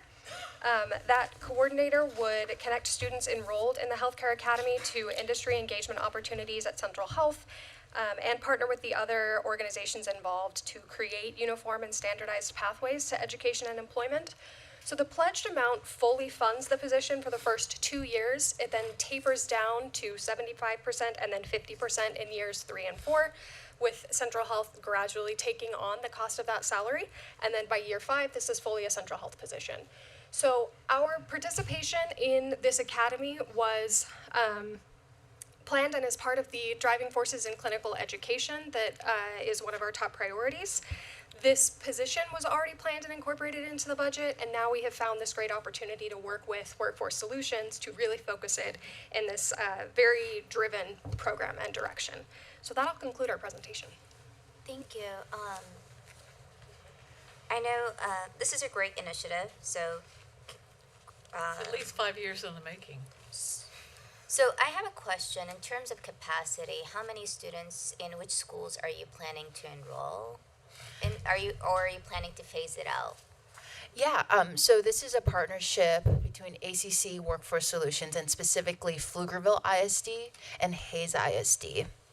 At this time, there hasn't been, I will mention that there hasn't been discussion about expansion to the other ISDs, but this is specifically for Pflugerville ISD and Hayes ISD. So, no expansion to Austin or Manor, part of our Not at the focus? current, with the current conversations, no. So, as you're enrolling the first few years, is there an evaluation component that you can come back in terms of the outcomes of this program? Because at the first 2 years, Central Health is not committed to any additional funding. As the third year comes into play, Central Health will kick in, well, based on your your proposal. So I'm just wondering, in terms of an evaluation for us to assess if this is something that we want to continue on or not, is there an opportunity for us to? Yeah. So with all the education programs that we have standing, I think we really want to take an evaluation and effective approach from an analytic standpoint. I have a background in quantitative methodology. So all the programs that we roll out, whether that's student programs, including a CHW, MA apprenticeship, and potentially the Central Texas Healthcare Academy, we want to ensure that we're meeting the needs of potentially, say, for example, ensuring that those students that go through this academy continue through the program and potentially they stay within Central Health or they complete their externships within the Central Health or CUC space as well. So there is definitely going to be an evaluation component to ensure that we're actually meeting the goals of this specific program, and that is ensuring that these students are staying in healthcare and potentially staying down that route that they choose. Thank you for that. Just one last thing before I open it. Kim, you mentioned there was an FTE plan in our current budget for this. So I'm just wondering if that was accounted. And so based on what you just said, in our current fiscal year, whatever in our current budget, that FTE is accounted for. Just wondering.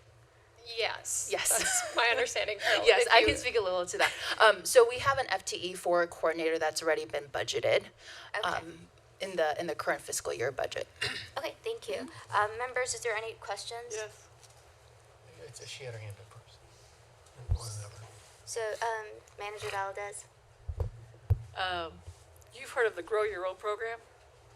We brought this idea to Central Health from AISD in the development of Grow Your Own health providers, exactly what you are outlining here. I'm listening to a presentation that we made to our AISD administration that was accepted. And as a matter of fact, we had Aikens High School, we had Eastside, which is Memorial High School now, have programs in place that were working with high school students who were working with Brackenridge at one point in time and working together. Well, so what I'm surprised at is that you didn't have a history of the work that had already, the foundational history that had already been done. What I'm doing is basically telling you that there is a foundation for this within AISD. Valdez, this is a very condensed presentation. I'm sure they have a lot of information to share behind it. Just wanted to make it as condensed and concise as possible. And apparently we have a new board or a board that doesn't remember the years or the time that we took in listening to this very idea and working with AISD to grow our own, especially since we opened up the University of Texas Medical School. Yeah, but this is not related, so I'm just trying to. No, it is related.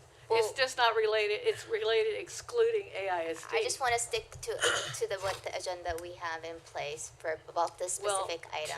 To our board, at least, not to you apparently, but at some time in the future, I'd like for us to have a discussion again about it.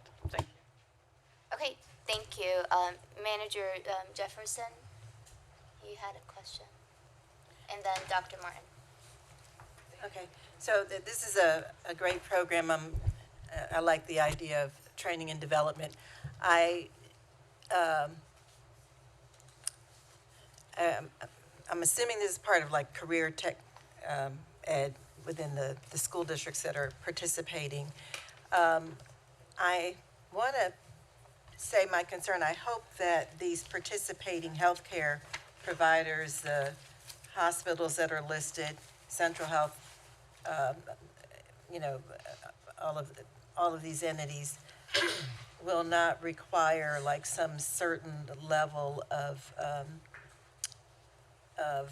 employment before they have to pay tuition back or something like that. There's no requirement to that effect, is there? No, there is not. I know we're just trying to share a little bit more further information, but the students actually, this is part of a larger grant funding received by ACC and Workforce Solutions.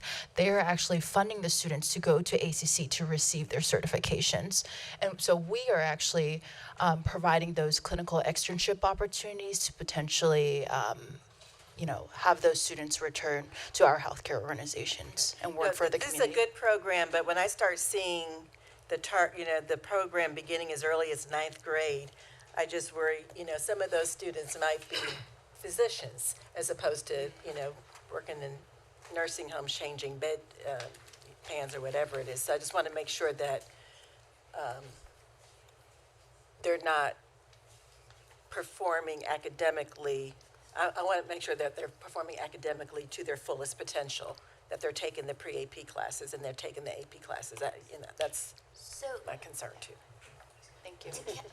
For that point, I don't know, I know Eanes ISD has a clinical program. And to answer your question, students apply for that program and they have to meet certain criteria to be accepted. So it's, again, there's standards as well. So I don't know, maybe they can mimic and see, and many of those students went off to great colleges who were part of this program and earned certification that enhanced their applications, their college applications, as we know how rigorous they are. I'm fully supportive. I mean, being able to work, for these students to work when they get out of college because they're into these programs and continue their education is a good thing. I've got family members in other parts of the state who participated. But I also see where sometimes they could have gone farther had they not slotted themselves too early. Yeah, thank you. That's a great point. Yeah. Dr. Martin? Just two quick questions. Just to ensure continued funding, who's the funder for Workforce Solutions? Michael and Susan Dell Foundation. Okay, so that is assured. Yes. I'm assuming. And then in terms of what your manager Masai just said, I think it's really important for us to follow the metrics, a percentage of students that complete the program, and most importantly for us, a percentage of students that stay in Central Health, hopefully working for us or community care. And I think that'd be a very valuable metric for us to assure the continued success of this program. Yes. We can get that. Thank you. Thank you. Thank you. Any further questions? Quick comment. I just want to appreciate this period, and I think Workforce Solutions does a brilliant job of de-risking this by covering the salaries for the first 3 years, and it's a great runway. And in addition, as related to the particular career paths, I do understand the concern. We don't want it to cannibalize sort of a high-performing high school education potentially, and I think that these career paths are unique in that A, they're quite lucrative career paths and high demand, and B, they, in addition to being lucrative and paying extremely well, a lot of them have stackable credentials, which are, ACC does a brilliant job of making sure that students have stackable credentials so that they can scaffold, take a pause, continue to build toward a high-performing career. So thank you all very, very much. Thank you for that. And I don't see any further questions, and I hope this could be expanded to other school districts, especially to Manor and ACC as well, to work in collaboration. Yes. Did I say that? Oh, sorry. I'm an AISD. Thank you for that correction. So at this moment, I'm ready to take a motion. Anyone ready for Manager Jefferson? I move that this committee recommend that the board accept the contribution up to $289,995 from Workforce Solutions to support Central Health's participation in the Central Texas Healthcare Academy. Thank you. Do I have a second? Second. I have a motion and a second. Any further discussions? I see none. All in favor? Aye. Thank you, and the motion passes. Thank you. Thank you very much. Thank you. Thank you, appreciate your time. Now moving on to agenda item 2, receive an update on fiscal year 2026 quarter 3, fiscal year 26, system objectives and key results performance. A, create simplified patient care journeys. B, build a comprehensive, equitable healthcare system. C, demonstrate the value of community support. And D, empower and develop our team. So managers, Dr. Lee was kind to condense his presentation to 5 minutes because of time constraints. So with that, the floor is yours, Dr. Lee. Thank you, Chairman Saitif. So just a couple high-level remarks. In your packet, you should see quite a number of slides and data slides and graphs that I'm more than happy to take questions on after my brief remarks. There is an overall page on the screen and also in your packet that lists for reference the 12 key results underneath the 4 objectives, such as for orientation. But the remarks I thought were most important to make are actually taking it up a level. Central Health is in a period of rapid growth. This is a dynamic time overall in our county, and there is a lot before the board.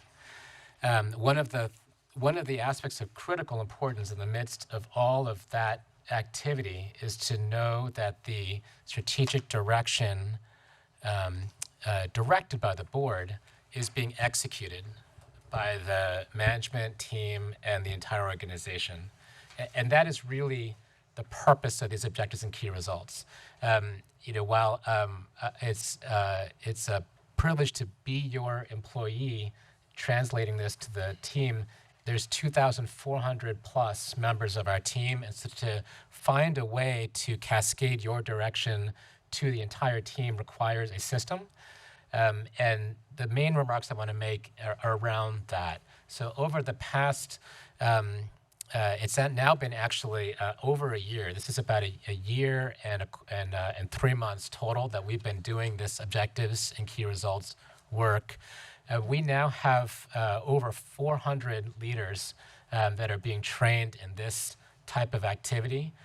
We have exceeded the goal of something like 115, I believe, leaders and over 200 or so team members who are actively organizing their work in this fashion so that these 12 key results iterate into dozens or more as we go further down to the organization. And each of those has a logical link to the larger goal above, all the way up to these 4 objectives, which the board has directed this current year, fiscal year 26, and also directed for fiscal year 27. So the 4 objectives remain stable. Some of the most important key results also remain stable. So for example, the year of access key result, to get the wait time to see your doctor down below 2 weeks, we knew that that was a really long shot for FY26. We are making great progress in that, particularly in the areas that we've been piloting the work in North Central with a lot of tremendous leadership from our CUC team. But we're not done with that work, and we're going to keep that going. So there's sort of continuity of theme, focused on access, focused on seamless patient journeys, focused on those systems without edges that are necessary for the seamless journeys, focused on measuring, communicating, and demonstrating the value of the taxpayer and community support that makes this work possible, and focused on empowering and developing that team that makes it happen. And so please think of this as the operational excellence that is the foundation of executing on the strategy that the board is directing and the specific annual measurements that the board has set forth to see if we are making progress toward those goals.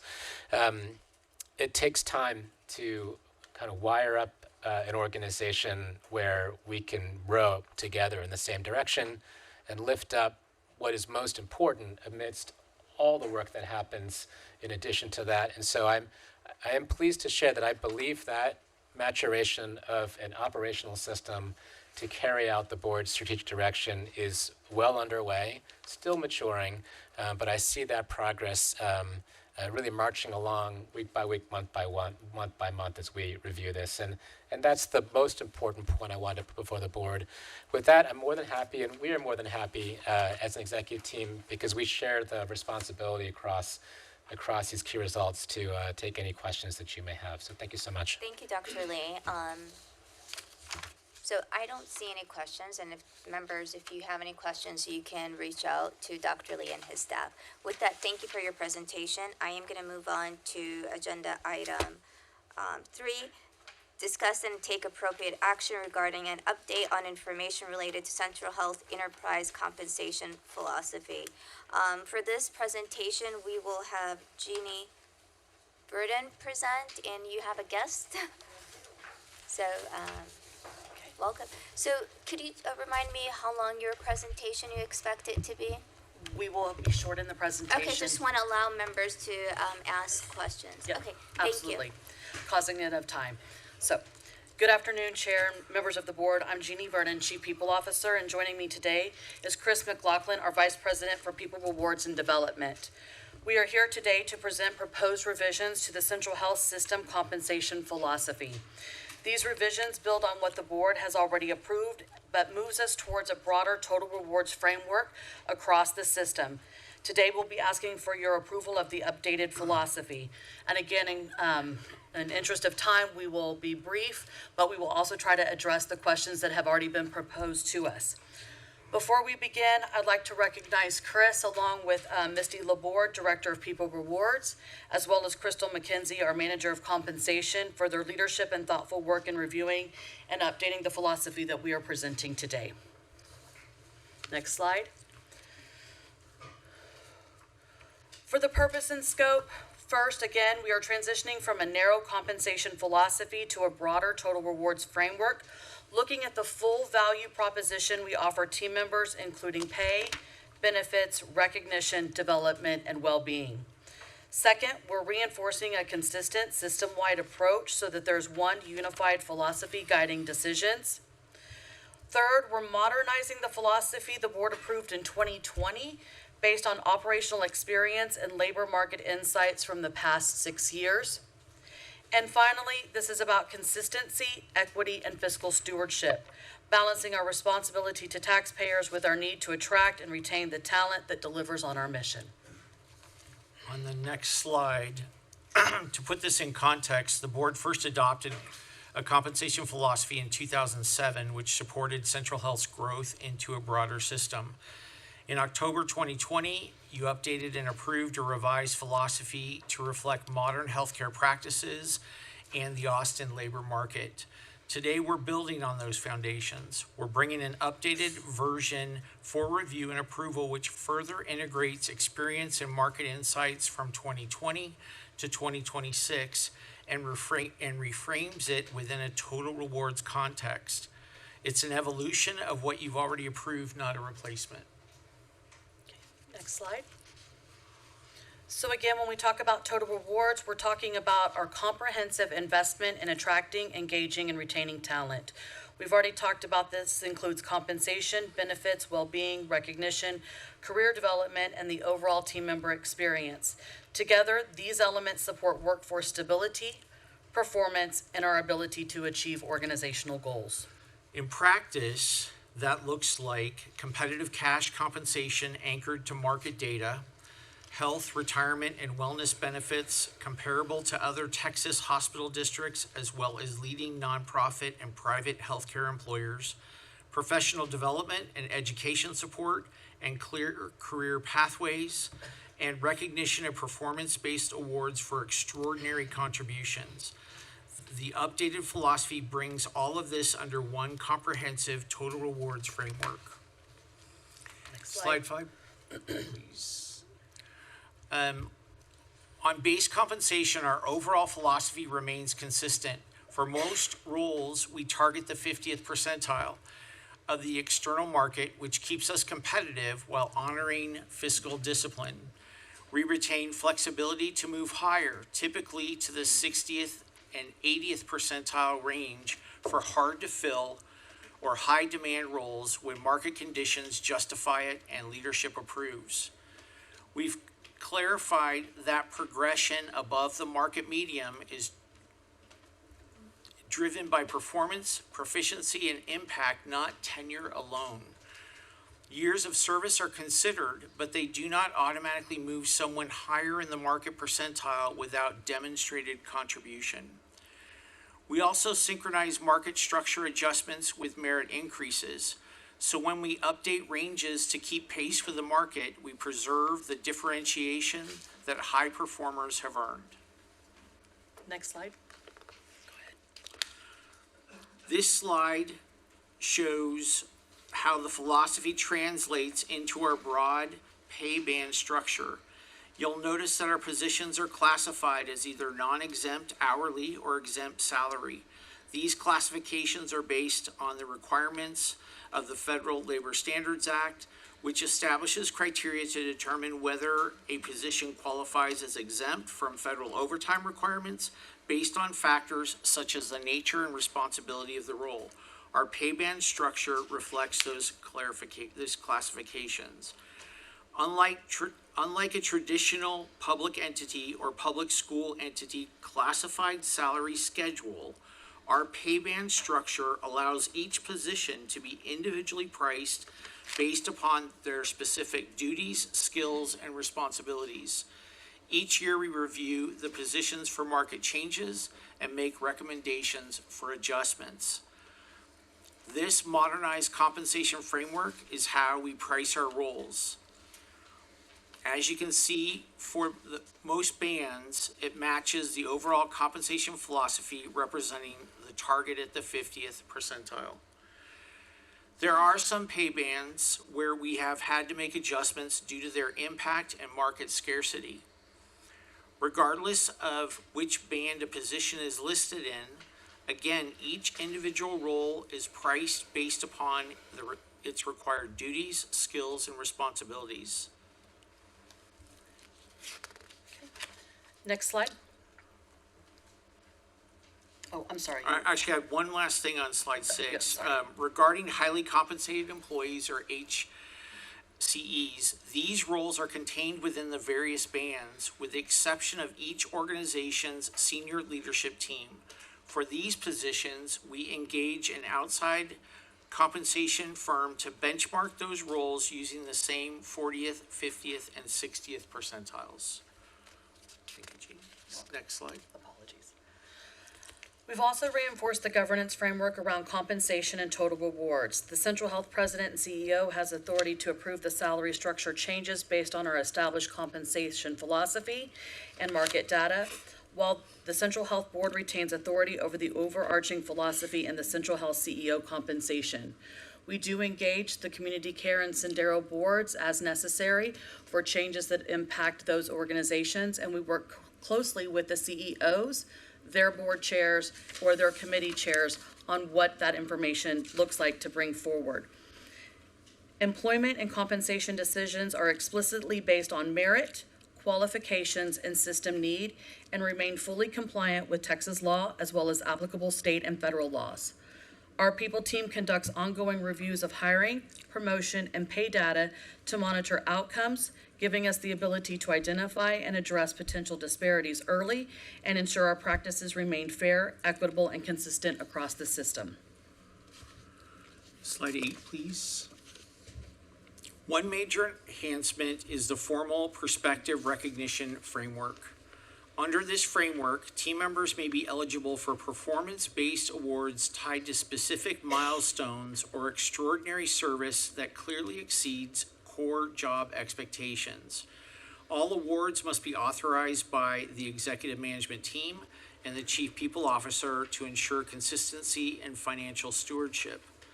Within this framework, we plan to launch the Provider Total Clinical Cash Compensation, or TCCC, incentive program in fiscal year 2027 for primary care providers in family medicine, internal medicine, and pediatrics. We also anticipate developing a care team incentive-based incentives and expanding the TCC incentive program over time so we can recognize team-based outcomes as well as individual achievements. And I just want to go back a second, Manager Jefferson, thank you for bringing to our attention the SB 17 does not apply to our system. And thank you for bringing that, and that language will be removed. And we will remain the commitment to the merit-based, non-discriminatory employment practices that we've established. Next slide.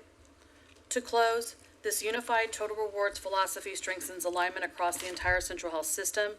It ensures our practices reflect our commitment. Ensures our practices reflect our commitment to fairness, equity, and equal employment opportunity rooted in our core values. It enhances transparency and accountability in compensation decision-making and reinforces our responsibility to be thoughtful stewards of our resources. It also supports our ability to recruit and retain high-quality talent in a competitive healthcare market while providing a scalable foundation for future workforce planning, compliance, and organizational growth. In short, this philosophy is the backbone for how we manage workforce costs and talent strategy across the system. Thank you. And next slide. Happy to entertain any questions. Thank you so much, appreciate that. Just, so one of my hope, members, that we are gonna take questions and comments about this item. We are not gonna take a vote on it tonight. The chair and vice chair are not here to weigh in, and we, So they have reviewed this But I previously would- before, Yeah. and they have provided, they had the opportunity to provide feedback before we brought it here. I understand, but Okay, I I'm had just- yeah. another conversation, so I think I think the board, also this is the first time they're seeing it, just to also ensure that we are, giving it its, well-deserved time. So I just wanted to let you know where we're at, so we're gonna take the questions and comments, and we'll come back. My question to you, Jeannie, is there a time constraint around this?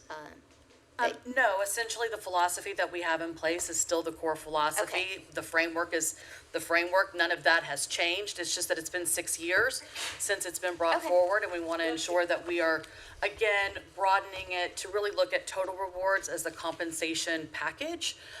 So, you know, and again, it does drive some, I know there were some questions, but it does drive budget considerations. But again, all of that is still inherent in our current philosophy. Thank you, appreciate it. I'm gonna start with Manager Jefferson, and then we'll go around the table for questions.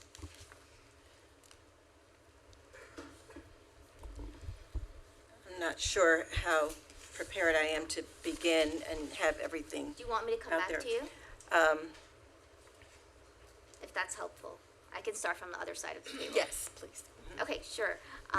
Dr. Brinson. Manager Valdez. Yes, I do.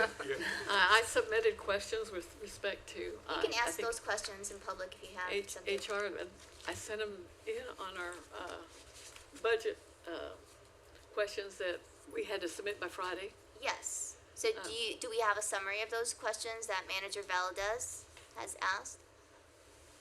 I know that historically, and I'm still waiting for this, Jeannie, I have asked for, when we got the breakdown on the administrative chart, I wanted to know each, according to the departments, each of the positions, their salary, I wanted to know their job responsibilities, and I wanted to know the demographic of the person in that role, in that position. I did not want to know their name. I don't want to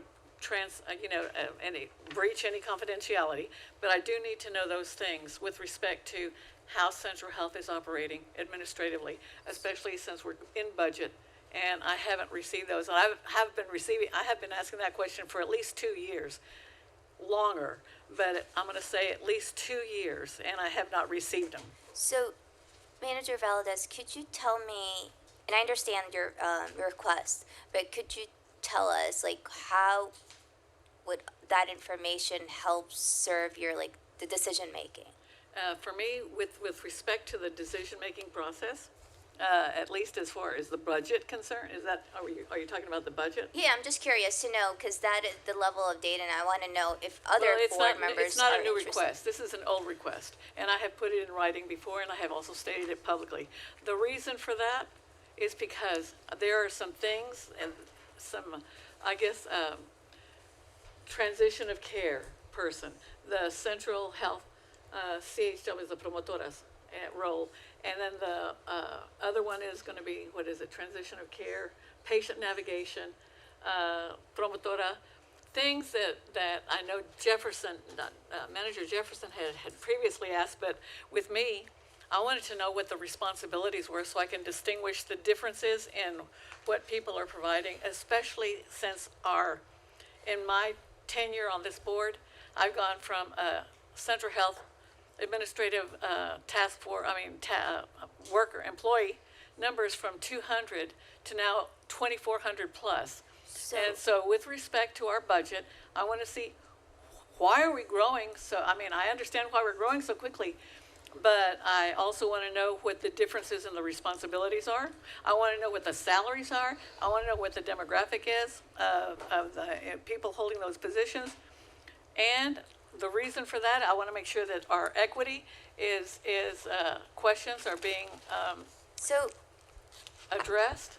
Okay, let's just break it down because that's a lot. And I'm just thinking in terms of staff and what they can provide. I just want to make sure that that as a board we're aligned with that request. And I just want to make sure what purpose it serves and what that information will help us make informative decisions. So I'm just trying to understand how much this board wants to know and what could be available. Well, and as I provided. evaluate So our CEO, and as I look at a budget that we are going to be adopting for this fiscal year, I'd like to see it, since, like I said, this is not the first time I've made this request, and I've done it historically year by year, so that I can see a comparison in how we're growing. comparison to who?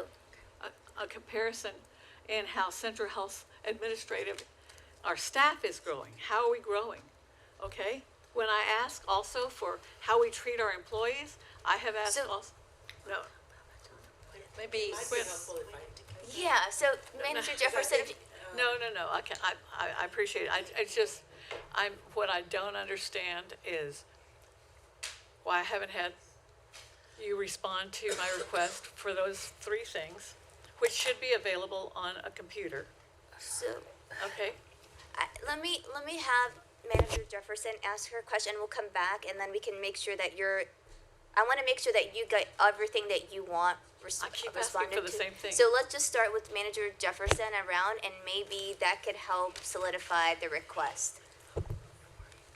That's what I'm thinking, Manager Valadez. Maybe some of my questions might speak to some of the concerns you have. So to follow up on that, That's what she said. the compensation philosophy, embracing the language of total rewards, I understand that, and that's total comp, and it goes beyond base pay and considers everything else, and that's good.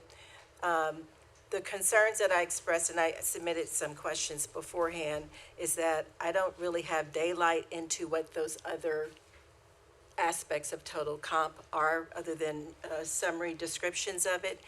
It is something that I'm more used to seeing the actual, you say you're going to do it based on 50 percentile of market, and I know there's HR science around that, so I get that.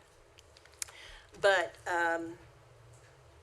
for example, to echo Manager Valadez, being new on the board, I don't really even have an org chart. I haven't seen that.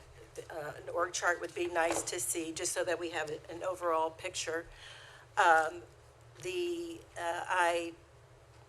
am more comfortable knowing what you have some positions listed on one of these slides that refers to exempt, non-exempt management. That's right. Advanced practice provider, primary care, and specialty care.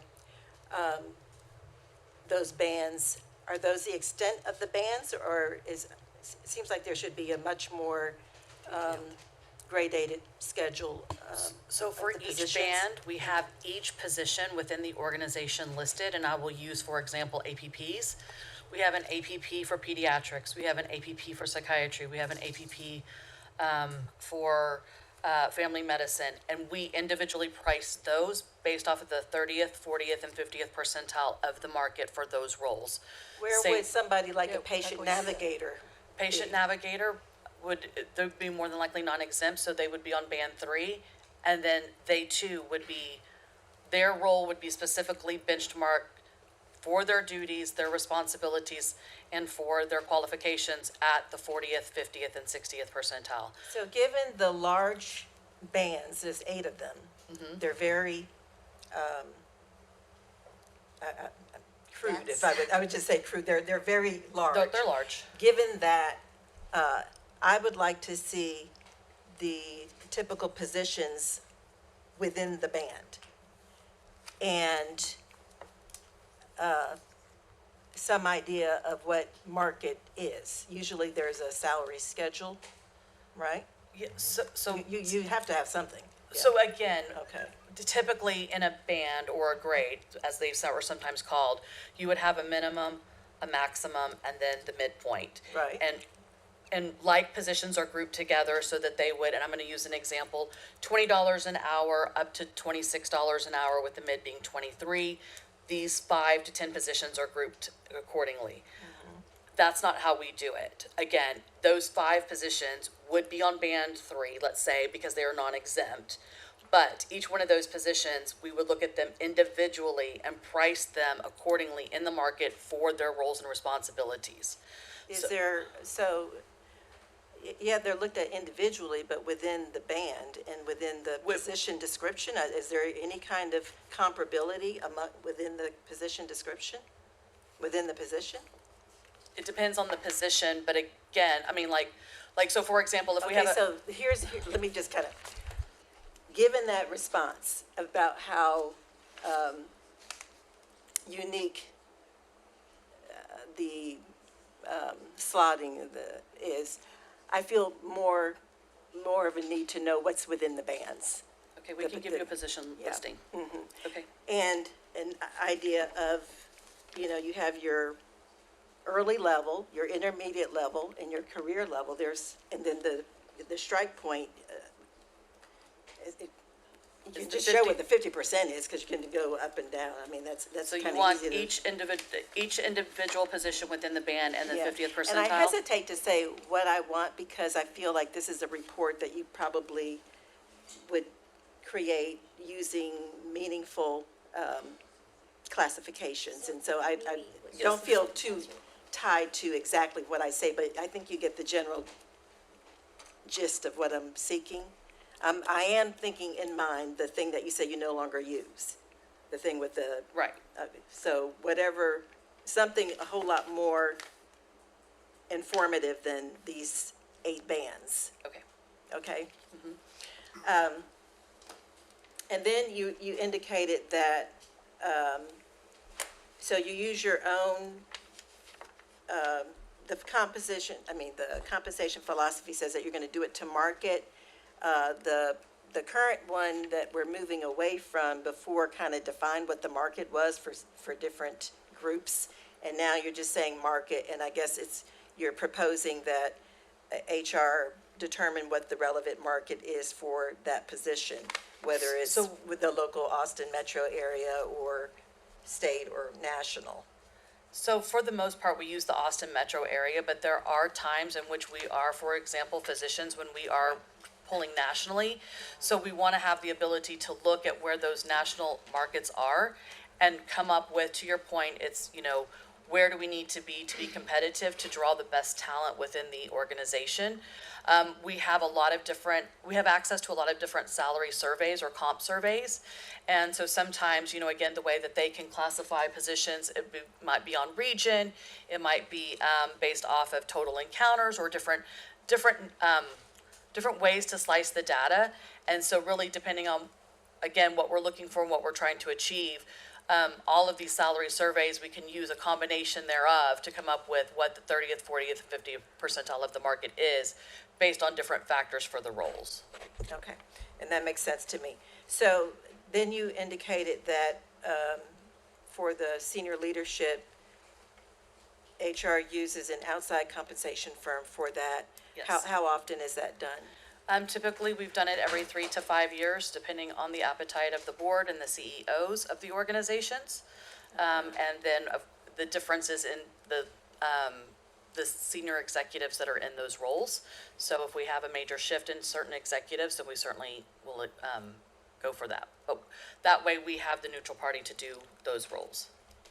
Okay, and so there should be some kind of information in terms of what you're providing on the, what I'm gonna call classified, I don't know what you call the ones that are in the normal bands, and then you have some in different, then you have the SLT type group? We have the SLT type group, yes. Okay, so, some information on that. Right now, we have no information. Okay. Okay, zero. Then there's the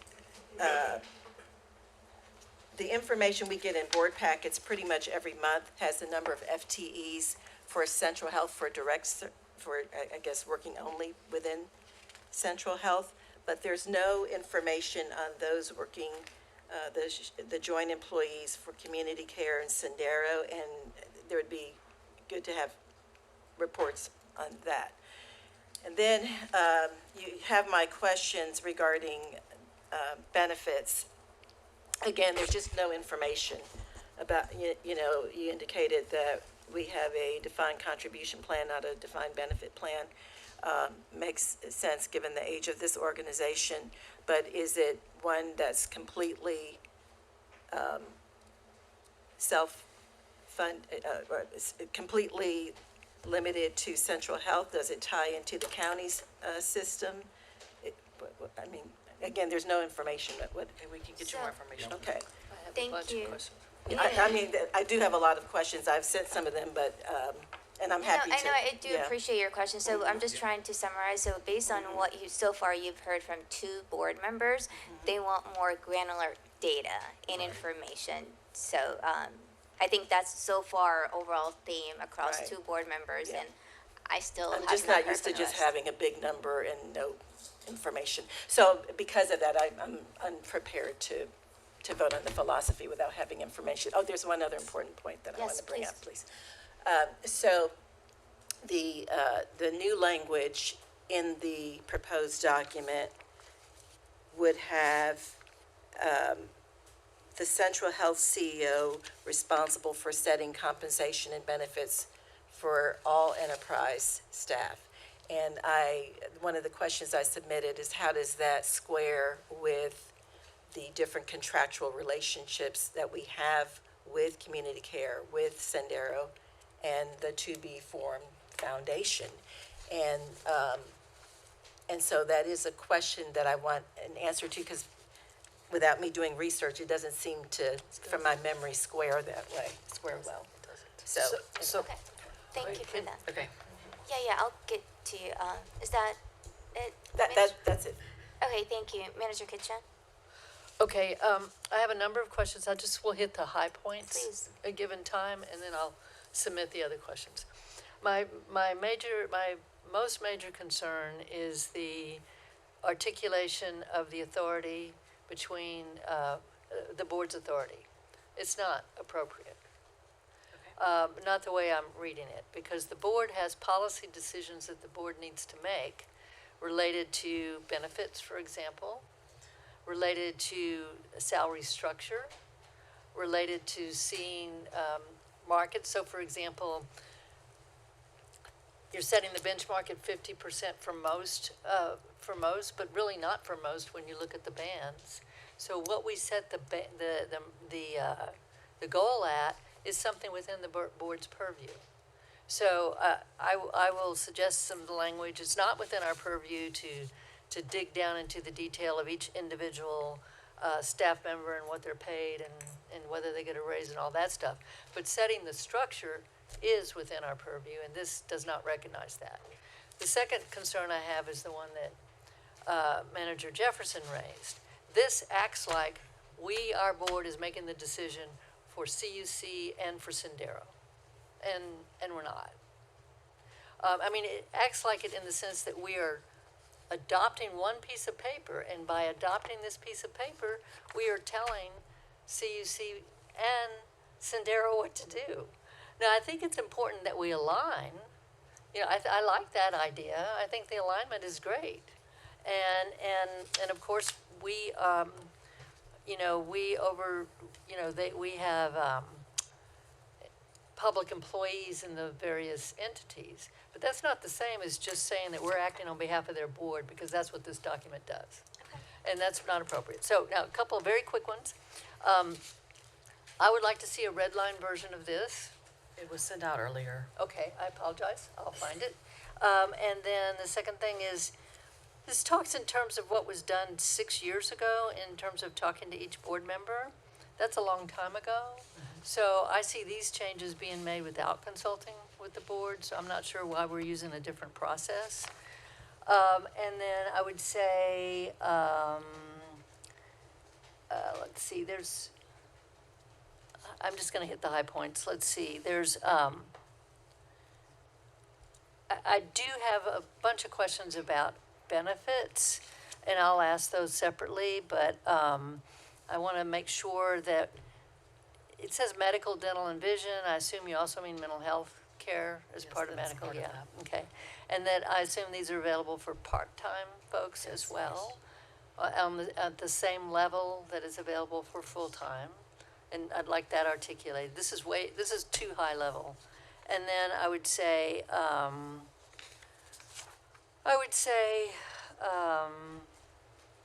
like to have a better understanding how COLA is done every year. I don't see enough detail about that. And the rest of my comments, I have some wording comments and things that I'll send. Okay. Thank you, Manager Kitchen. Dr. Martin? No comments. So, I'll get to you right now, Manager Rattles, just a second. So, Jeannie, like, y'all heard from the board and the level of details we want. Another thing that as you're assessing, and I'm just thinking about a couple things actually. You're assessing the pay position based on the individual. No. We're basing the pay on the job description, the duties, and the responsibilities, so that we have those market percentiles. Okay. On the before the position is even posted, and then when we get the incumbent, then we do look at their experience to figure out if they're entry, intermediate, or the career level, right? But that would be based off of the skills and qualifications or the experience that they bring. But the pay is already set before any candidate even applies. Okay. We grade those positions before they're posted. Thank you for that clarification. In the second part, I remember us as the board, was it a year ago or so, that we weighed in about a position that we felt, even though the market value does not, like, they're compensated based on the market value, but we felt because of the importance of that role and the community engagement role and the work they do and what Central Health, that role should be compensated at a higher rate. And I don't want to go further details just for protecting the individual's privacy, but I'm just wondering, has there been any developments around our request as the board? There's been adjustments, yes, ma'am. Okay, thank you for that. Manager Valdez, really quickly, and then we'll move on to the next item. Okay, thank you very much. Thank you. For allowing me to just add a little bit more. The difference between the hourly employees and who is a full-time employee. I need to know that, because there are hourly employees that are getting paid in individual offices. And I'd like to know the distinction when you have the 2,400 employees or however many, when we have the list of the job descriptions, if there are people within that band, that job description, are they paid as hourly employees or are they paid as full-time employees? Because that also impacts their ability to have a livable wage and support themselves. And I think Central Health supports people being able to have a livable wage. So, And I agree, but can I clarify your request? Because a non-exempt employee can be a full-time 1.0 FTE, and then they would get paid for the hours that they work. So if they work 40 hours, they're getting paid as a full-time FTE. We do have non-exempt, well, and we have exempt employees, both, who are not 1.0 FTE, so they don't work 40 hours a week. Now, the non-exempt still gets their hourly rate. They're paid for the hours that are worked. If you're exempt, the comp is adjusted for the FTE amount. So I understand what you're saying, but all I want is identification that says, and who makes the decision, whether you're a full-time employee or whether you're an hourly employee? Well, I may be able to answer that. It all depends on the position and the need that they're hiring. No, If they're requesting, they're hiring for a full-time or a part-time position. But I think what might be helpful is just to break down how many FTEs that you have within the organization, how many. And I also appreciate that you keep referring to the fact that the compensation is based on the job description when we haven't seen any job descriptions. So, okay. So, in addition, need for additional information with respect to that. Thank you. So, members, thank you. We'll definitely follow up, and I know that we're asking for additional information, and I'll work with you, Jeannie, and others on this. And so, as I mentioned, we're not going to take a motion for this item, and we'll bring it back at a convenient time for all. Thank you. Appreciate your time. Now I'm moving on to the next agenda item. Actually, we are going to be going into close, I believe, after this. So at this moment, members, I am going to be... we're moving into close right now? So who's going to be opening?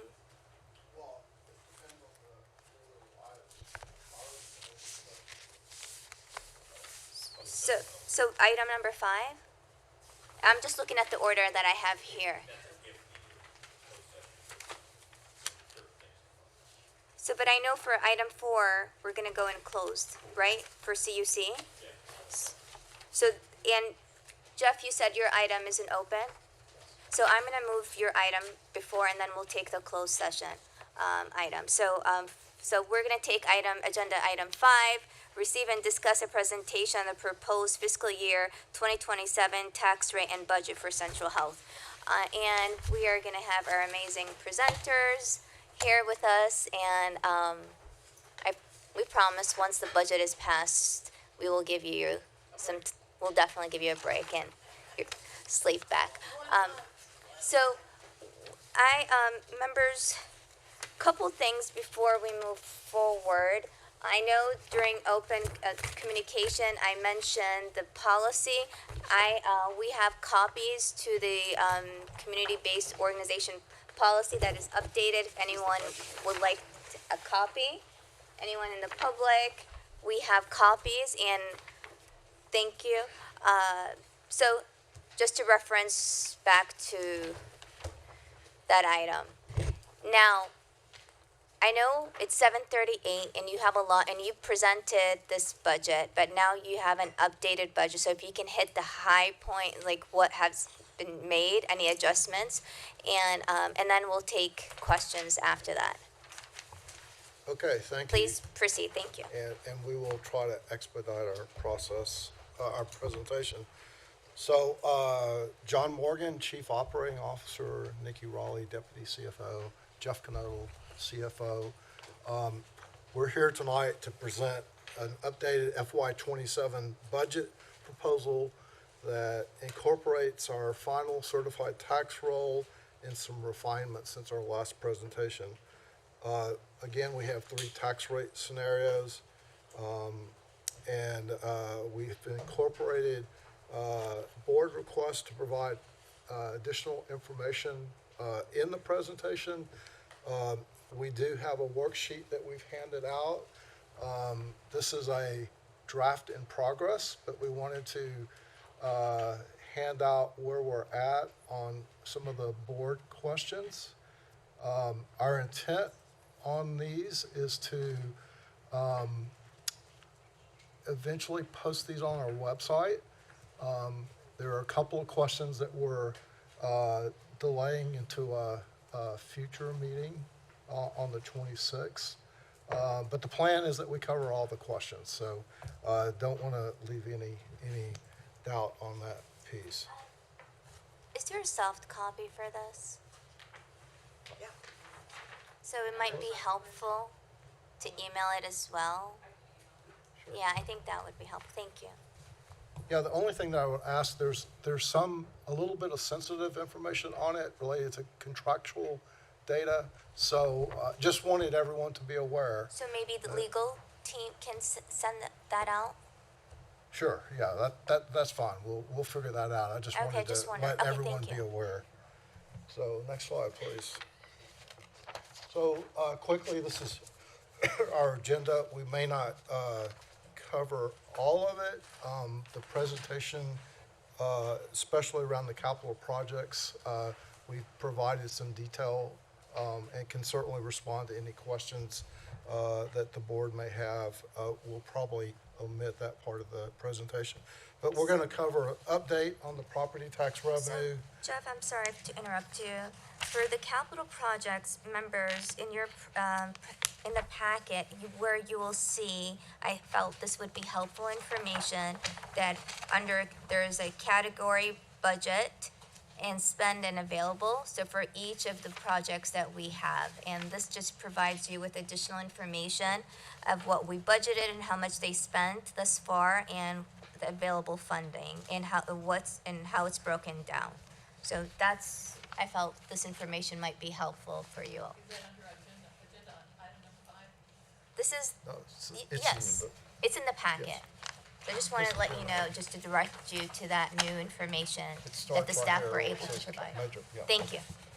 Yeah, and again, I know you had a Power BI presentation, but again, this is Power BI producing the tool, so. So again, board questions, we've passed out where we're at. We haven't completed everything. And then last but not least, the calendar. Again, we're presenting an update. We'll be back on the 26th. And I just want to point out on the 26th is the board meeting that we're asking the board to schedule the public hearing, one thing. And the second thing is to set the proposed tax rate in the notice. So this is not setting the tax rate.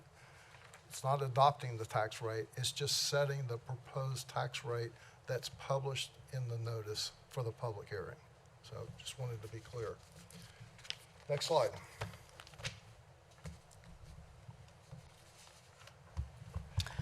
This is the property tax revenue summary.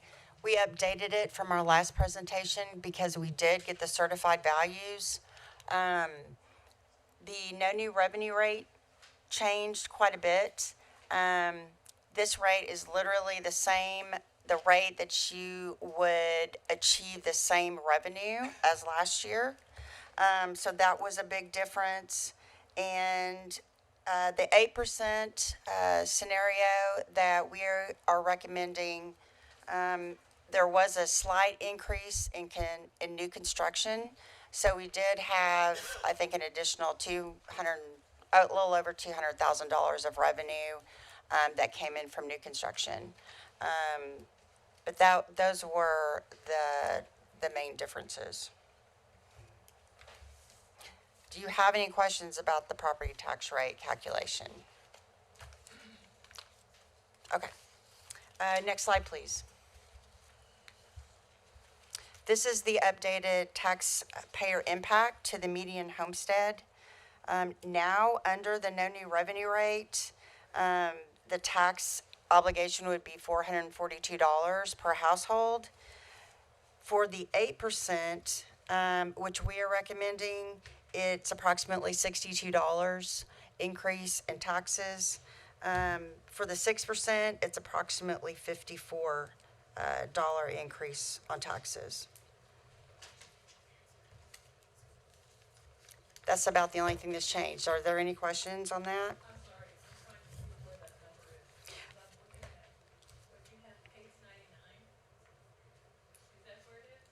Does it say slide 4 anywhere on there? 99, yes.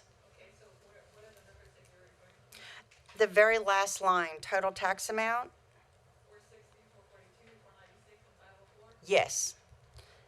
With the no new revenue rate, the taxes would be $442 per household, per homestead. For 6%, it would be $496, which is $54 more, or a $54 increase. And 8% would be $504, which the difference is $62 from the no new revenue tax rate. Those numbers aren't on that sheet, you're right.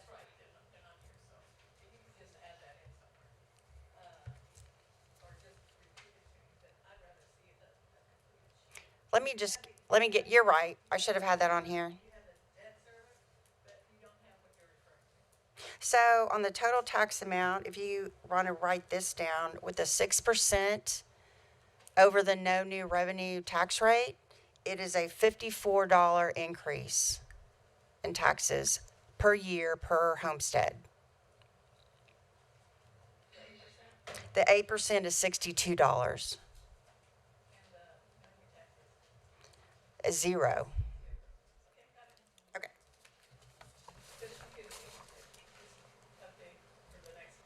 Will do.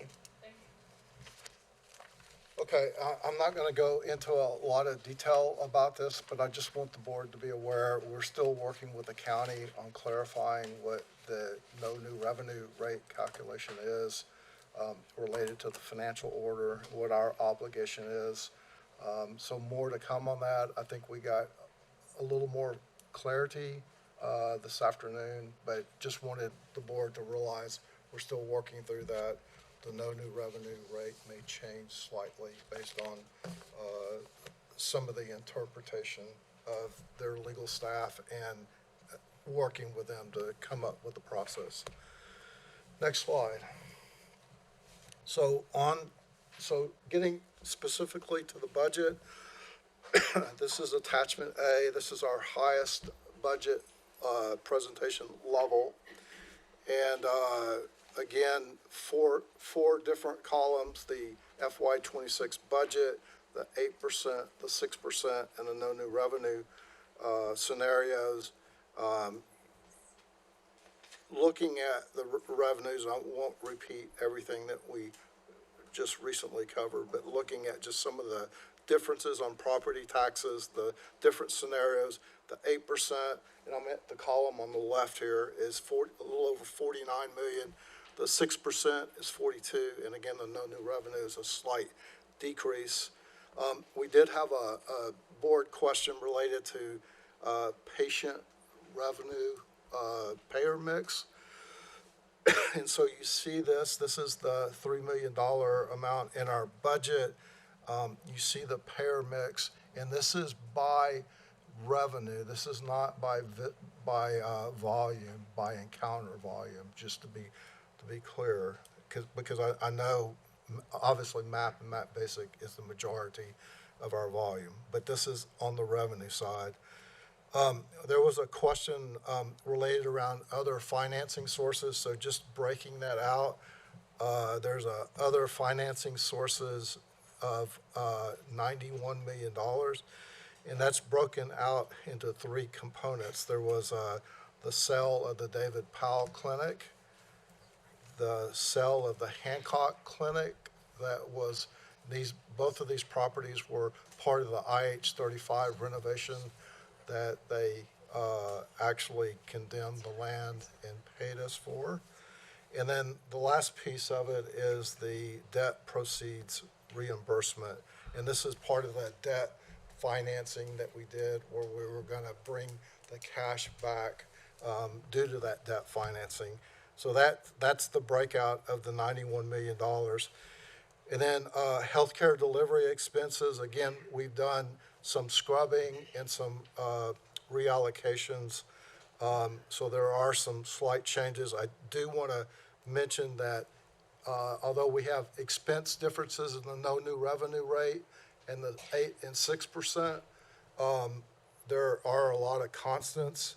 One of those constants is the Sendero risk-based capital.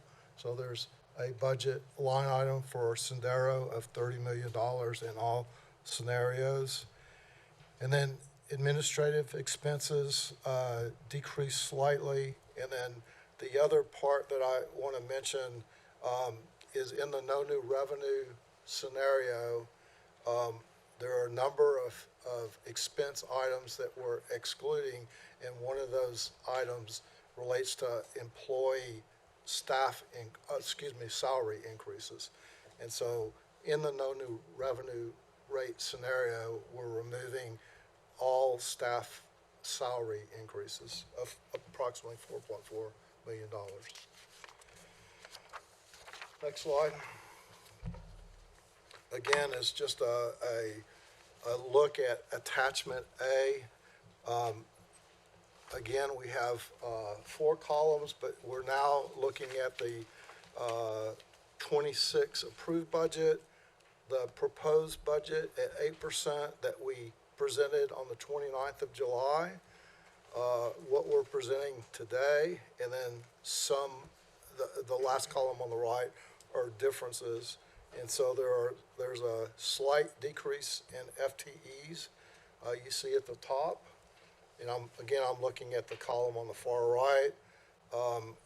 Nikki mentioned the revenue related to the certified property tax roll. And then, other financing sources, including the Central Health Foundation, which we'll have a future presentation on related to that budget. This is an item that's transferring funds to the foundation for operational purposes. Next slide, please. Good evening, managers. I'm going to present a few slides on attachment B, which provide one level deeper of detail to a couple of the lines that Jeff just presented for our healthcare delivery expense and our administrative expenses. The first slide on attachment B is our network healthcare services. This is our full range of over 100 healthcare services contracts that we manage on a year-to-year basis that you all are very familiar with. The largest portion of this is associated with primary care and includes the amounts that were requested from community care in the prior budget discussions. That's also, the primary care area is the largest area that we've had an adjustment from the prior version that you saw on July 29th of about $1.2 million of additional funding allocated there.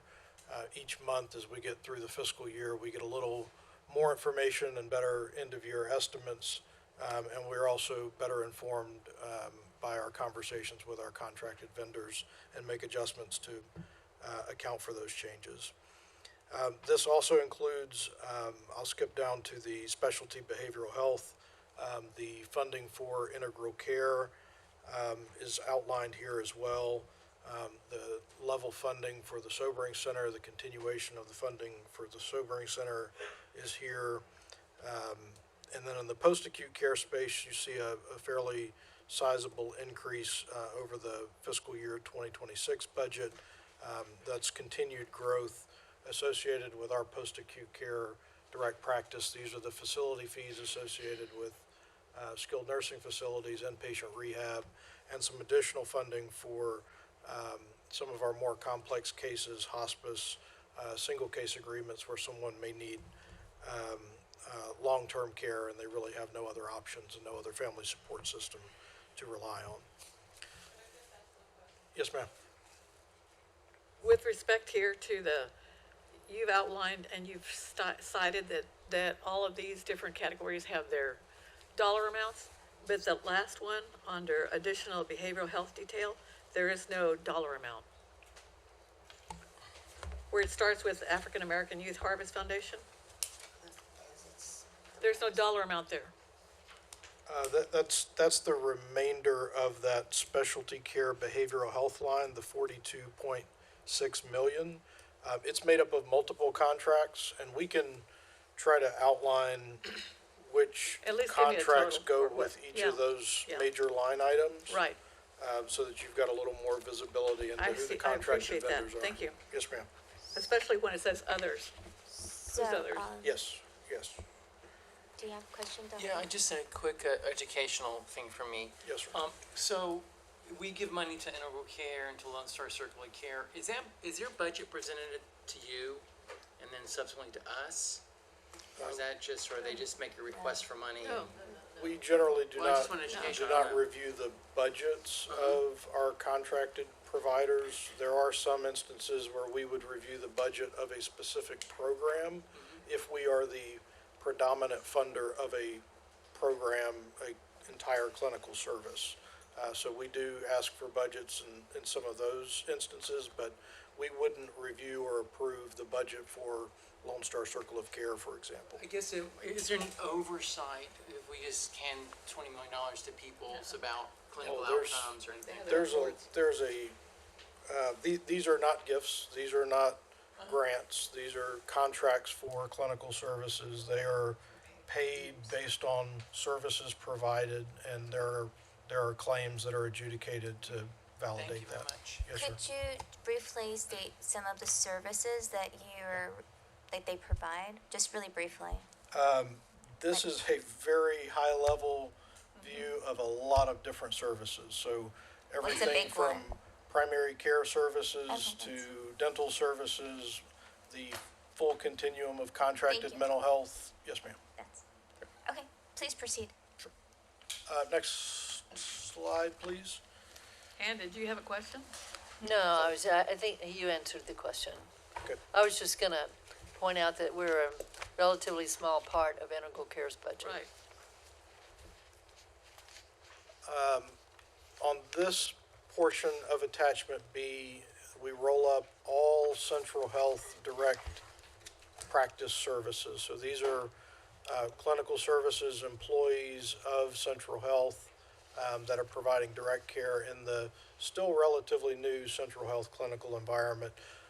This gives you a little bit of detail into what those service areas are and where there is growth anticipated going into next year. This is a pretty exciting area from my perspective. It's been a lot of growth in a relatively short period of time. Just to give you a sense of that, at the end of quarter three a year ago, we had provided about 13,000 specialty care encounters here at Central Health. Through the end of June this year, that 13,000 is now about 35,000. So almost 3 times the volume projected by the end of this year compared to what we were providing last year. So there were a lot of new positions in this area. This is largely salary and benefits costs associated with our clinical operations teams.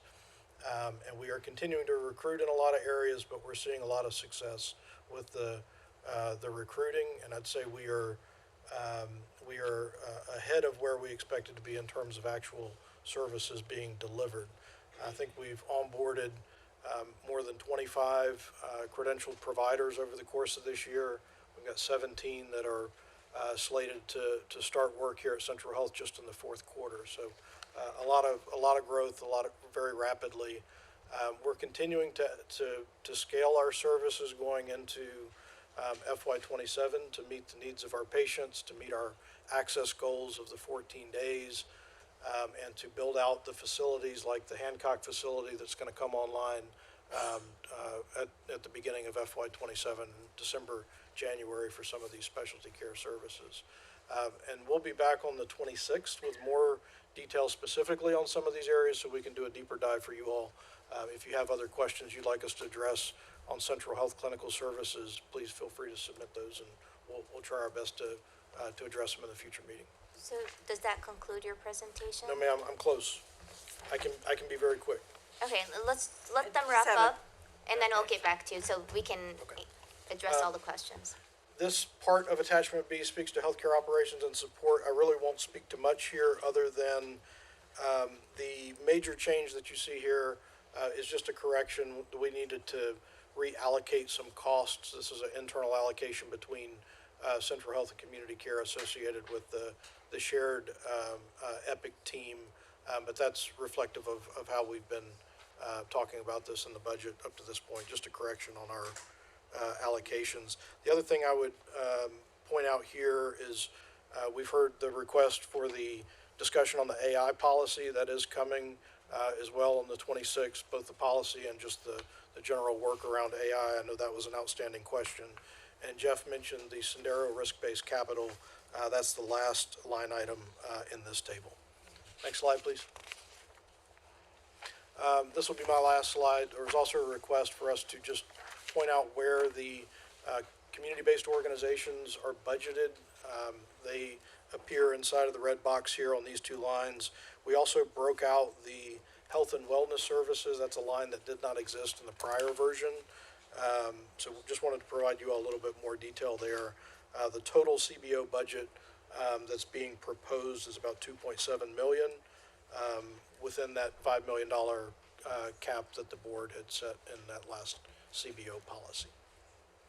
Jeff? Okay, next slide. So quickly on the attachment B, the administrative program, some slight increases related to some corrections. Next slide, please. So I'm going to quickly go through a couple of new slides. So this is our reserve forecast slide. Again, the concept is we carry this forward as we develop our budget so we can look out in the, over a 5-year black line with 6% scenario, which is the middle line, the yellow line, and then the top line is 8%. You see the dollar amounts in the table up above, so those are dollar amounts. And then the chart is showing you days of reserve and looking out at our target days of reserve. Again, the target being 120 to 150 days of reserves. Next slide, please. So there was a request at the last meeting related to our June 2026 year-to-date financial statements. Could we get some information from that and incorporate it into the budget just for informational purposes? So what I've done on this slide is two things. I took the June 2026 financials and looked at the major programs, purchase, services, direct, healthcare operations, and administration. So the slide on the left, the graph on the left is showing fiscal year to date for 9 months. So remember, we're 9 months into the fiscal year, so so it's not a full year. So you could argue 75%. But so you're looking at budget for the full year. So that's the light colored blue, and then the dark color blue is the actual over a 9-month period. And then you see the percentage of the budget at that 9-month period. And then on the right is the same fiscal year 25, fiscal year 26 numbers, except it's comparing to the prior period. So we're looking at the current FY26 expenses at 9 months year to date, and we're looking at the fiscal year 2025 expenses year to date, and then just a corresponding percentage change on that 9-month period. Next slide. I want to spend just a little bit of time on this slide. I'm going to go over what it is first and then how we use this. So this is our fiscal year 2026 estimate. And it's an estimate that compares our estimate by category that runs across the bottom there to our budget. And so what we're doing, we have a couple of different steps that we take in our budgeting process. The first step that we take is we true up to actuals from 2025. The second step is we do an estimate for 2026, and that's what this is. And that's the number that we roll into the beginning balance for fiscal year 2027. So why is that important, and what does this chart have to do with it? So you see by each program area, the percentage of our estimate to our budget. So for example, in Purchase Network Services, we have a budget of $211 million. We're estimating we're going to spend $209 million. That's 99.2% of that area. To the far right, you see the total of all of the programs. So we're estimating $478 million out of a $553 million budget. That's 86.4% of the budget. So we're estimating we're going to spend 86.4% of the budget. That amount rolls into the fiscal year 2027 budget. So if by chance we spent right at 86.4%, the beginning balance would be presumably exactly right. So if we spent 80%, we would be 6.4% under. And the reason that I wanted, and I realize it's a little complicated, but we've been looking at our spend of, here's our spend as of June, and here's our budget.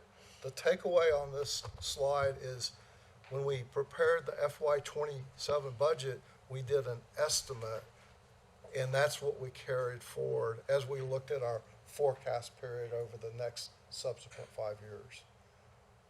So I hope that makes sense, and I'll be glad to talk through that. If anyone has any questions, feel free to send questions. Next slide is just quickly, there was a question related around reserves and what does some of it mean if we evaluate different tax rates. We look at our bond ratings, and those are important as it relates to potential future borrowing costs.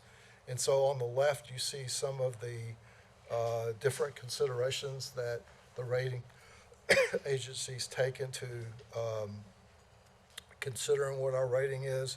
And then if there was a possible downgrade, just from a perspective of what occurs in the market for future debt issuances, and then just the tangible results would be if you go out to the market and you have a rating decrease, you could potentially have what's called a basis point adjustment. So with a rating decrease, we're estimating that there would be a 30 basis point increase in interest rates. So 30 basis points is about 0.3%. And so it sounds like a small amount, but when you look at borrowing debt over a 30-year period, it's a little bit larger than just that fractional percentage. And so I just ran a estimate on issuing $100 million of debt over a 30-year term, and that's about $6.5 million of additional interest.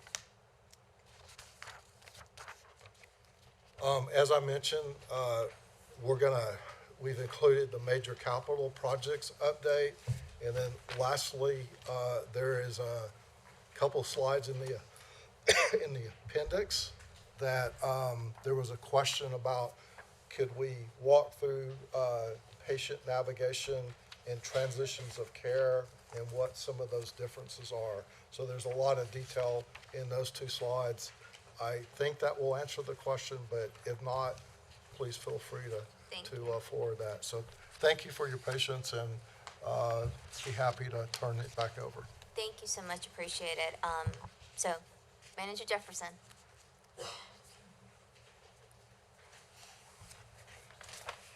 I had a clarifying question.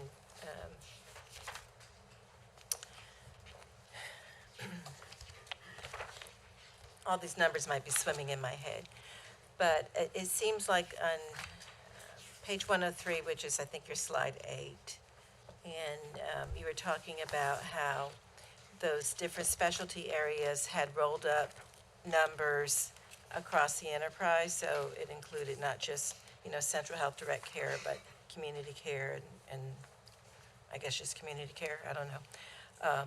Sorry, Manager Jefferson, what's the subtitle of the slide you're looking at?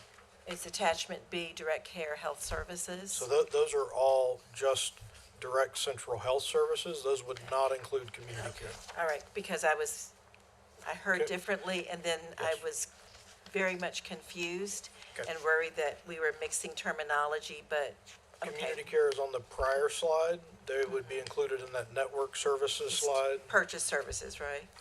Or whatever, what's it called? It's on the network services slide is the one right before direct healthcare services. And there's some additional detail on the community care allocations in line with our current budget methodology and the proposed budget that community care brought in the prior meeting. Okay. I'm good. Yes, ma'am. Thank you. I have a question. Well, actually, it's a question more than a comment. Going to the AI thing, line, could you separate that on the budget, the amount that you have allocated? And I know that you have mentioned there is a policy coming forth. My concern is that we may not pass that policy in time, and I don't think it's sufficient time just to once, given the level of responsibility from a governance perspective, that the AI must come from a governing body. And that aligns with the other hospital districts across Texas. For instance, Harris Health took them months and months to establish their governing their policy around AI use. So I am kind of worried that we may not be able to pass a policy that meets that level of standards. So with that, and this is just me, I will not feel comfortable with approving that budget line item without having a thorough, comprehensive discussion and a policy that we as the board set forth. So if you can separate that, that would be helpful, and I'll also leave it to my other fellow board members if they have any comments related to that item. So any further questions on the budget? Manager Masai, could I just respond briefly to that? Yes, Just yes, to- John. There are probably some specific AI investments that we could call out, but it's becoming increasingly difficult to separate AI from other technology. Most of our contracted vendors are starting to incorporate AI into the basic functionality of their tools. So our electronic health record system is a great example. Every time they do a software rollout, an update to our electronic health record system, there are new AI capabilities. So in some senses, the policy is us trying to catch up to and then get ahead of just the rapid evolution of AI throughout all kinds of technology. So you brought a great point, and that also goes back to the language that we use in our RFPs that really has to have a statement behind, like, what is Central Health's policy regarding the AI use. So again, there's a lot, it's more involved than just passing a budget that we need to really assess and address on all levels. So anything that touches the patient from head to toe, what it means from the system downwards, that we need to be engaged, we need to know what it is. And that's where my concern is, that we will not have sufficient time to discuss this policy. So that's, and I can also send out references and to what you need to know from our role as a governing body, as a hospital district, because it will fall back on us in terms of auditing or whatever could happen in the future, that we need to be aware and mindful of what it is and what it entails. So that's really it. And so I know, do you have? I just wanted to say Yes. that the questions that I have asked for some things, especially around compensation and so forth, I'm going to feel much better taking a vote, casting a vote on the proposed budget if I know that certain policy type decisions that that the vote on the proposed budget, it doesn't necessarily mean we're voting to approve the various things that are being funded. That's the topic of a separate, like for instance, the delegation contract policy. That's still out there and pending, and I'm still expecting that, and the chair has indicated that that still is on track. And so maybe the same thing applies to AI. You know, we're approving the plan of spending money, but the actual decision to let a certain contract or whatever, depending on the amount, is still going to be subject to another policy. So again, we can have further discussions around it, and you bring a good point. But again, I think it's more than just a placeholder, even if we have it in terms of, you mentioned delegation. So that's another concern in terms of what we have delegated and what we did not. So again, it just falls back to that. And I think maybe perhaps once there is some resolution, again, we can bring this back and discuss it further once we have a policy that we can start discussing as a board. Before us. So, any further questions beforehand? Because we have another lengthy agenda item. Well, thank you, members, and thank you, staff. We appreciate your time and being able to respond to our questions very timely and kindly and openly. And that you are patient with us. We appreciate you. So with that, I am going to move on to our agenda before last, correct? And that is agenda item number 4. Receive and discuss a presentation under the proposed fiscal year 2027 budget for community health, for community care health centers. We are gonna be moving into closed session. I announce that the committee is convening closed session to discuss agenda item 4 under the Texas Government Code 551.071, consultation with attorney, and Texas Government Code 551.085, governing board of certain providers of healthcare services. So once we're ready, we'll start. Thank you.